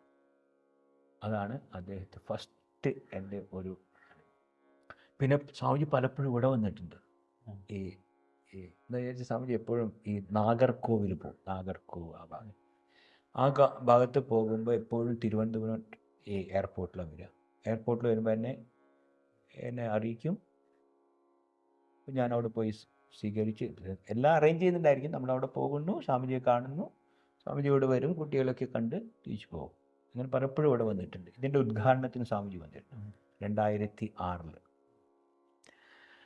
അങ്ങനെ സ്വാമിജി ഒരു വളരെ സിമ്പിളായിട്ടുള്ള ആൾ. പിന്നെ സ്വാമിജിയെ നമുക്ക് കാണണമെങ്കിൽ, വിളിക്കണമെങ്കിൽ യു ക്യാൻ കോൺടാക്ട് ഡയറക്റ്റ്ലി. ഒരു ഹഡിൽസ് ഒന്നുമില്ല. കാണണമെങ്കിൽ നേരെ പോയി സംസാരിക്കാം. ഇപ്പോൾ ഞങ്ങളുടെ കോഴ്സ് നടക്കുമ്പോൾ ഇപ്പോൾ പലതരത്തിലുള്ള പ്രശ്നങ്ങൾ ആൾക്കാർക്ക് വരാം. ഒരു 3 വർഷത്തെ കോഴ്സ് എന്ന് പറഞ്ഞിട്ടുണ്ടെങ്കിൽ നമ്മുടെ എല്ലാ ഇമോഷനും എല്ലാം പുറത്ത് വരും, മനസ്സിലായി. പല ഭയം വരാം, ഇതൊക്കെ വരാം. ഇങ്ങനെയൊക്കെയുള്ള സാഹചര്യത്തിൽ ബ്രഹ്മചാരിമാർക്കും ബ്രഹ്മചാരിണിമാർക്കും ഡയറക്റ്റ്ലി നേരെ പോയി ഒരാളോടും ചോദിക്കാതെ സ്വാമിജിയുടെ റൂമിലേക്ക് കിടക്കും. ഇത്രയും സ്വാതന്ത്ര്യമുള്ള, ഇത്രയും സിമ്പിളായിട്ടുള്ള ഒരാളെ ഞാൻ കേട്ടിട്ടില്ല. വളരെ സിമ്പിൾ. നമ്മൾ ചിലപ്പോൾ സ്വാമി തന്നെ നമ്മളെ നേരിട്ട് വിളിക്കും ഫോണിൽ. അങ്ങനെ പിന്നെ ഈ ഒരു വിധത്തിൽ സ്വാമിജിയും ഇതുപോലൊരു സ്റ്റുഡൻ്റ് ആയിരുന്നു, മനസ്സിലായില്ലേ. ഋഷികേശിൽ അവിടെ പോയി പഠിച്ച് വളരെ എന്താ പറയുക, പരിമിതമായിട്ടുള്ള സാഹചര്യങ്ങളിലൊക്കെ ജീവിച്ച് പഠിച്ചു വന്നുകൊണ്ട് ഒരു ബ്രഹ്മചാരിയുടെ അല്ലെങ്കിൽ ഒരു സാധകൻ്റെ ബുദ്ധിമുട്ടുകൾ കൃത്യമായിട്ടറിയാം. അതുകൊണ്ട് ഒരു സാധകനെയും സ്വാമിജി ജഡ്ജ് ചെയ്യില്ല, മനസ്സിലായില്ലേ. അതുകൊണ്ട് കൃത്യമായിട്ട് ആര് പോയാലും, അതുകൊണ്ട് ദയാനന്ദ ആ പേര് തന്നെ അന്വർത്ഥ, മനസ്സിലായില്ലേ. കൃത്യമായിട്ട് എല്ലാവരോടും അനുകമ്പയോടും റെസ്പെക്റ്റോടു കൂടി ഇടപഴകുന്ന ഒരാളാണ്. ഇതൊക്കെയാണ് എനിക്ക്. പിന്നെ നല്ലൊരു ടീച്ചർ, ബെസ്റ്റ് ടീച്ചർ എന്ന് പറഞ്ഞിട്ടുണ്ടെങ്കിൽ, ഇപ്പോൾ സ്വാമിജി പഠിപ്പിക്കുന്നത് ഇംഗ്ലീഷാണ്. ഇംഗ്ലീഷ് ആൻഡ് സംസ്കൃതമാണ് മീഡിയം, പഠിപ്പിക്കുന്ന മീഡിയം. അപ്പോൾ സ്വാമിജിക്ക് അറിയാം, അവിടെ ഇരിക്കുന്ന 80% ആൾക്കാർക്ക് ഇംഗ്ലീഷ് അറിയില്ല എന്ന്. അപ്പോൾ ചില വാക്കുകൾ സ്വാമിജി ഒരു പുതിയ വാക്ക് ഉപയോഗിക്കുകയാണെങ്കിൽ അപ്പോൾ അത് എക്സ്പ്ലെയിൻ ചെയ്യുക, അതിൻ്റെ മീനിങ് എന്താണെന്ന് കൃത്യമായിട്ട് മറ്റുള്ളവർക്ക് മനസ്സിലാകാനായിട്ട് എക്സ്പ്ലെയിൻ ചെയ്യും. ചില സമയത്ത് ചില grammar point, English grammar class എടുക്കുകയാണ്, മനസ്സിലായില്ലേ, അത് കൃത്യമായിട്ട് ആ കുട്ടികൾക്ക് മനസ്സിലാക്കാനായിട്ട് തെറ്റിദ്ധരിക്കരുത്. ടീച്ചിങ് എന്ന് പറഞ്ഞ കമ്മ്യൂണിക്കേഷനാണ്. അപ്പോൾ അതിൽ ഒരു വാക്ക് ഒരു ടീച്ചർ ഒരു പദം ഉപയോഗിക്കുമ്പോൾ ആ ടീച്ചർക്കൊരു റെസ്പോൺസിബിലിറ്റി ഉണ്ട്, അത് കൃത്യമായിട്ട് സ്റ്റുഡൻറ്റിലേക്ക് പോകണം. അങ്ങനെ കൃത്യമായിട്ട് ഓരോ സെൻറ്റൻസും വായിച്ച് കൃത്യമായിട്ട് എക്സ്പ്ലെയിൻ ചെയ്ത് വീണ്ടും വീണ്ടും പറഞ്ഞ് 3 വർഷം നമ്മൾ അവിടെ ഈ കോഴ്സിൽ ഇരുന്ന് കഴിഞ്ഞാൽ നമുക്ക് വേണ്ടെങ്കിൽ നമുക്ക് കിട്ടും. നമ്മൾ വേണ്ടാന്ന് വിചാരിച്ചാൽ എന്തെങ്കിലുമൊക്കെ ഉള്ളിലേക്ക് പോകും. ഇപ്പം ഞാൻ നിങ്ങളോട് സംസാരിച്ച് കുറേ വന്നു, ഞാനിതൊന്നും പ്രിപ്പയർ ചെയ്തിട്ടില്ല. ഇതെല്ലാം നമ്മുടെ ഉള്ളിലുണ്ട്. ആ സമയം വരുമ്പോൾ അതിങ്ങനെ പുറത്ത് വരും. അതാണ് ധ്യാനത്തെ സ്വാമി. ഈയുടെ ഒരു ജീവിതയാത്ര നോക്കുമ്പോൾ സ്വാധ്യായം തന്നെ അറിയാനുള്ള ആ ഒരു അന്വേഷണമാണ് അങ്ങ് ഇത്രയും നാൾ നടത്തിക്കൊണ്ടേയിരിക്കുന്നത്. ഇപ്പോഴും അത് തുടർന്നുകൊണ്ടേയിരിക്കുകയും ചെയ്യുക. അങ്ങേ ഏറ്റവും അധികം സ്വാധീനിച്ച ഒരു ഗ്രന്ഥമോ ഉപനിഷത്ത് വാക്യമോ ശ്ലോകമോ അതിൻ്റെ അർത്ഥവും എന്തുകൊണ്ടത് സ്വാധീനിച്ചു എന്നൊക്കെ അറിയാൻ താല്പര്യം. വളരെ അർത്ഥവത്തായിട്ടുള്ളൊരു ചോദ്യമാണ്. വാസ്തവത്തിൽ നമ്മൾ പലതും പഠിച്ചു കഴിഞ്ഞാൽ അതിൻ്റെ രത്ന ചുരുക്കം എന്താണ് എന്ന് ചോദിച്ചു കഴിഞ്ഞാൽ നമുക്ക് പറയാൻ പറ്റണം. വാസ്തവത്തിൽ ഞാൻ ഈ ഉപനിഷത്തൊക്കെ പഠിക്കുന്നതിന് മുൻപ് തന്നെ ഞാൻ പറഞ്ഞില്ല, ഞാൻ ബഹുമാന സ്വാമിജി ആശ്രമത്തിൽ താമസിക്കുന്ന അവസരത്തിൽ സ്വാമിജി പലപ്പോഴായിട്ട് വിവേക ചൂടാമണി എന്ന് പറഞ്ഞൊരു ഗ്രന്ഥം എന്നെ വളരെ സ്വാധീനിച്ചിട്ടുണ്ട്. ശങ്കരാചാര്യസ്വാമികൾ രചിച്ചിട്ടുള്ളതാണ് എന്ന് വിശ്വസിക്കുന്നു. പലരും പറയുന്നു അല്ല എന്ന് പറയുന്നു. എന്തായാലും നമ്മൾ ശങ്കരാചാര്യസ്വാമികളുടെ കൃതിയായിരിക്കുന്ന വിവേക ചൂടാമണി. ഈ വിവേക ചൂടാമണിയിൽ ഒരു സാധകൻ്റെ ജീവിത സഞ്ചാരം, നമ്മുടെ വിചാര പദ്ധതി, ഇതൊക്കെല്ലാം വളരെ അടുക്കും ചിട്ടയായിട്ട് പറഞ്ഞിട്ടുണ്ട്. ഒരു മനുഷ്യ ജീവിതത്തിൽ 3 കാര്യങ്ങളാണ് ഏറ്റവും പ്രധാനമെന്ന്. മനുഷ്യത്വം, മുമുക്ഷുത്വം, മഹാപുരുഷ സംശ്രയം. മനുഷ്യത്വം, മുമുക്ഷുത്വം, മഹാപുരുഷ സംശ്രയം. അതെ, ഇത് ദുർലഭമാണെന്ന് പറയും. എല്ലാവർക്കും കിട്ടില്ല. ഇപ്പം നമുക്ക് മനുഷ്യ ശരീരം ഉണ്ടെങ്കിലും മനുഷ്യത്വം ഉണ്ടോ എന്ന് ചോദിച്ചു കഴിഞ്ഞാൽ നമുക്കറിയില്ല. ചില മനുഷ്യരൂപേണ മൃഗാശ്ചരന്തി എന്ന് പറയും. വളരെ ദേഷ്യവും കോപവും ഒക്കെ വെച്ചിരിക്കുന്ന ആൾക്കാരുണ്ടായിരിക്കും. പൂർവ്വ സംസ്കാരമാണ്. അതുകൊണ്ട് മനുഷ്യത്വം എന്നുള്ളത് വലിയൊരു സംഗതി. മനുഷ്യത്വത്തിൽ മുഖ്യമായിട്ടുള്ളത് നമ്മുടെ സഹജീവികളോടുള്ളൊരു കാരുണ്യം. ഇതാണ് നമ്മളൊരു ഇരിക്കുമ്പോൾ നമുക്ക് ആവശ്യം വേണ്ടതായിട്ടുള്ള ഒന്നാണ് മനുഷ്യത്വം. ഈ മനുഷ്യത്വം കൊണ്ട് മാത്രം ഒരുവന് തൃപ്തനാവാനായിട്ട് പറ്റുമെന്ന് ചോദിച്ചാൽ ഇല്ല. മുമുക്ഷുത്വം, മോക്ഷം വേണമെന്നുള്ള ആഗ്രഹം. മോക്ഷത്തെക്കുറിച്ചൊന്നും നമുക്കൊന്നും അറിയണ്ടാവില്ല, മനസ്സിലായി. അറ്റ്ലീസ്റ്റ് എല്ലാത്തിൽ നിന്നും ദുഃഖത്തിൽ നിന്നുള്ളൊരു മോചനം എനിക്ക് വേണമെന്നുള്ള ആഗ്രഹം.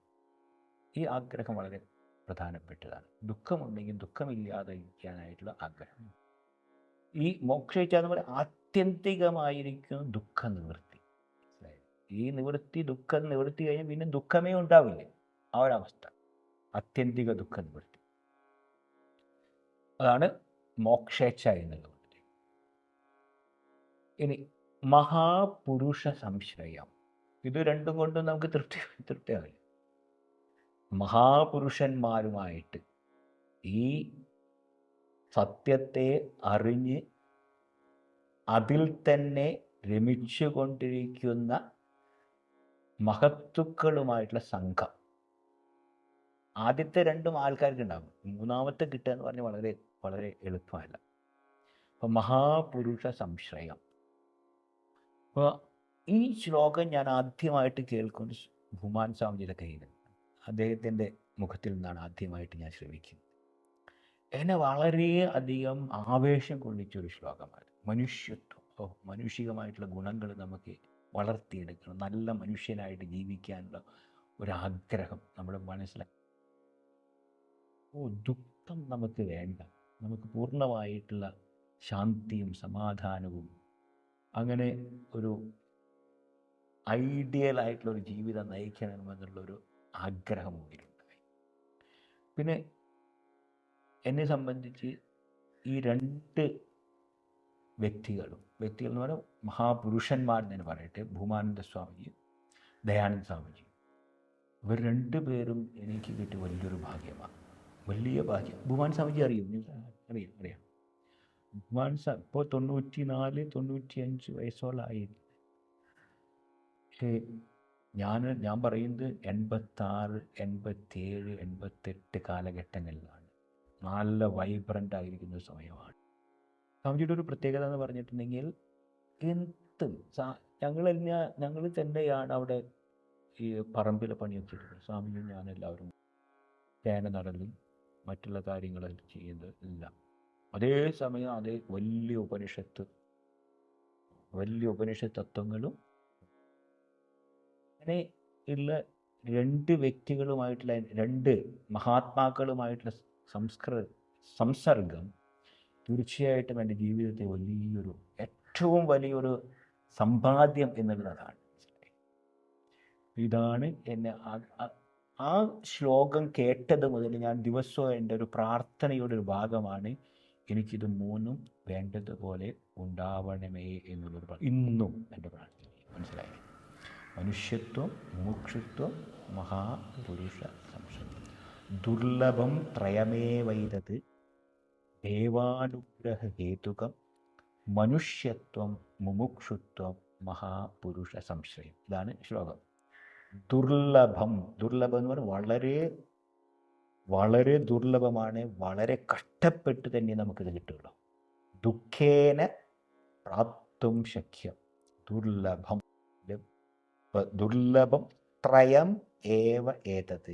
ഈ മൂന്നും വളരെ ദുർലഭമാണ്. ഇത് മൂന്നും ഉണ്ടെങ്കിൽ എങ്ങനെ ഇത് മൂന്നും കിട്ടുമോ? ദേവാനുഗ്രഹ ഹേതുകം. ഈശ്വരൻ്റെ അനുഗ്രഹമുണ്ടെങ്കിലേ ഇത് മൂന്നും നമുക്കുണ്ടാവും. ദേവാനുഗ്രഹ ഹേതുകം, മനുഷ്യത്വം, മുമുക്ഷുത്വം, മഹാപുരുഷ സംശയം. അപ്പോൾ ഓരോ സാധകൻ്റെയും പ്രാർത്ഥന ഇതായിരിക്കണം. ഇത് നമുക്ക് വേണ്ടതുപോലെ ഇതുണ്ടായിക്കഴിഞ്ഞാൽ ബാക്കിയുള്ളതെല്ലാം പടിയെ പടിയെ വന്നു പോകും. ബാക്കി എത്രയാണ്? നമ്മുടെ ചാനലിൻ്റെ പേര് me to me meditation channel എന്നാണ്.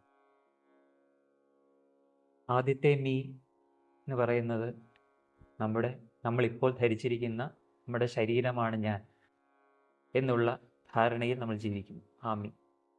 അതിൽ നിന്നും അടുത്ത മീ, എന്നിൽ നിന്നും എന്നിലേക്ക് അടുത്ത മീ എന്ന് പറയുന്നത് ആ നിത്യസത്യം എന്താണോ നമ്മുടെ സ്വരൂപം, അതാണ് ആ മീ. ഇതിലേക്കുള്ള ഒരു യാത്രയാണ് നമ്മളെല്ലാ സാധകരും ചെയ്യും. ഈ യാത്ര ചെയ്യണമെങ്കിൽ തന്നെ അത് ഒരു നിയോഗമാണ്, അല്ലെങ്കിൽ ഒരു ജന്മപുണ്യമാണ്. പല ജന്മങ്ങളായിട്ട് നമ്മൾ സാധകർ ചെയ്ത കർമ്മത്തിൻ്റെ, ആ സത്കർമ്മത്തിൻ്റെ ഒരു ഫലമായിട്ട് നമുക്ക് കിട്ടുന്ന ഒരു യാത്രയാണ് ഒരു സാധകൻ്റെ യാത്ര, ഈ സാധകൻ്റെ ജീവിതം എന്ന് പറയും. അറിയാനുള്ള ആഗ്രഹം, ആ ഒരു തീവ്രമായിട്ടുള്ളൊരു വൈരാഗ്യം ഒരു സാധകനിൽ എപ്പോഴാണോ ജനിക്കുന്നത്, അവൻ്റെ മുന്നിൽ ഗുരു വന്നെത്തുകയാണ് ചെയ്യുന്നത്. ഗുരു അവന് നമുക്ക് അറിഞ്ഞൂടാത്ത ഒരു വഴിക്ക് വെളിച്ചം നൽകുകയാണ് ഗുരു ചെയ്യുന്നത്. അവനെ അതിലൂടെ നയിച്ച് എന്താണോ അറിയേണ്ടത് അതിലേക്ക് എത്തിക്കും. സ്വാമിജിയുമായിട്ടുള്ള ഇത്രയും നേരത്തെ ഒരു സത്സംഗത്തിൽ നിന്നും നമുക്ക് മനസ്സിലാക്കാൻ സാധിച്ചത്, സ്വാമിജി എന്താണോ അറിയാൻ ഉദ്ദേശിച്ചത് അതറിയുകയും ആ അറിഞ്ഞതിനെ സ്വന്തം ജീവിതത്തിൽ പകർത്തി മറ്റുള്ളവരിലേക്ക് പകർന്നു നൽകാനും ശ്രമിച്ചുകൊണ്ടേയിരിക്കും. ഇങ്ങനെയുള്ളൊരു മഹാത്മാവിനെ മീ ടു മീ മെഡിറ്റേഷൻ ചാനലിലൂടെ സാധകരിലേക്ക് എത്തിക്കാൻ സാധിക്കുന്നു എന്ന് പറയുന്നത് തന്നെ നമ്മുടെ ഒരു പുണ്യമായിട്ട് കരുതുകയാണ്, നമ്മുടെ ജന്മനിയോഗമായിട്ട് കരുതുകയാണ്. സ്വാമിജി എന്തായാലും നമുക്ക് ഈ സത്സംഗത്തിന് ലഭിച്ചത് നമ്മുടെ പുണ്യമായിട്ട് കരുതുന്നു. അങ്ങയുടെ പാദങ്ങളിൽ കൂടി പ്രണാമങ്ങൾ അർപ്പിക്കുകയാണ്. നമ്മൾ മീ ടു മീ മെഡിറ്റേഷൻ ചാനലിലെ സാധകരോട് അങ്ങേക്ക് എന്ത് സന്ദേശമാണ് നൽകാൻ? നമസ്കാരം. എനിക്ക് പ്രത്യേകമായിട്ടുള്ളൊരു സന്ദേശമൊന്നും നൽകാനില്ല. വാസ്തവത്തിൽ നമുക്കെല്ലാവർക്കും അറിയാം നമുക്ക് എന്താണോ നല്ലത്, നമ്മൾ എന്താണോ ചെയ്യേണ്ടത് എന്നുള്ളത്. നമുക്ക് ചെയ്യേണ്ടത് എന്താണെന്ന് അറിഞ്ഞാലും നമുക്കത് ചെയ്യാൻ പറ്റുന്നില്ല എന്നുള്ളതാണ് ജീവിതത്തിലെ ഏറ്റവും വലിയൊരു ദുരന്തം എന്ന് പറയാം. അതുകൊണ്ട് നമുക്ക് നമ്മുടെ ജീവിതം ധന്യമാക്കണമെങ്കിൽ തീർച്ചയായിട്ടും നമ്മൾ പരിശ്രമിച്ചേ. നമുക്ക് വേണ്ടിയിട്ട് മറ്റുള്ളവർക്ക് പരിശ്രമിക്കാനായിട്ട് സാധ്യമല്ല. രാവിലെ നിങ്ങൾ എഴുന്നേറ്റ് അല്പസമയമെങ്കിലും നിങ്ങളിൽ തന്നെ അമർന്നിരിക്കാനായിട്ട് പഠിക്കുക. ഞാൻ എല്ലാവരോടും പറയാറുണ്ട്, രാവിലെ എഴുന്നേറ്റ് കഴിഞ്ഞാൽ ഒരു 10 മിനിറ്റ് നിങ്ങൾ കണ്ണടച്ച് നിങ്ങളിലേക്ക് തന്നെ അമർന്നിരിക്കാനായിട്ട് നിങ്ങൾക്ക് സാധിച്ചു കഴിഞ്ഞാൽ ഒരു 6 മാസം കൊണ്ട് നിങ്ങൾ നിങ്ങളുടെ ജീവിതത്തെ ആകെ ഒന്ന് മാറ്റിമറിക്കുമെന്നുള്ളത്. കാരണം എന്താണെന്ന് ചോദിച്ചാൽ, നമുക്ക് നമ്മളിലേക്ക് നോക്കാനായിട്ട് സമയമില്ല. നമ്മളെല്ലാവരും വലിയ തിരക്കുള്ളവരാണ്. ഈ തിരക്കിൽ നിന്നൊഴിഞ്ഞ് നമ്മിലേക്ക് തിരിയാനായിട്ട് നമ്മളെല്ലാവരും പരിശ്രമിക്കണം. അപ്പോൾ സമയം, വിവേകാനന്ദ സ്വാമികൾ പറയുന്ന ഒരു ചെറിയൊരു വാക്യമുണ്ട്. അദ്ദേഹം പറയും, വല്ലപ്പോഴും നമ്മൾ നമ്മിലേക്ക് തന്നെ നോക്കണം.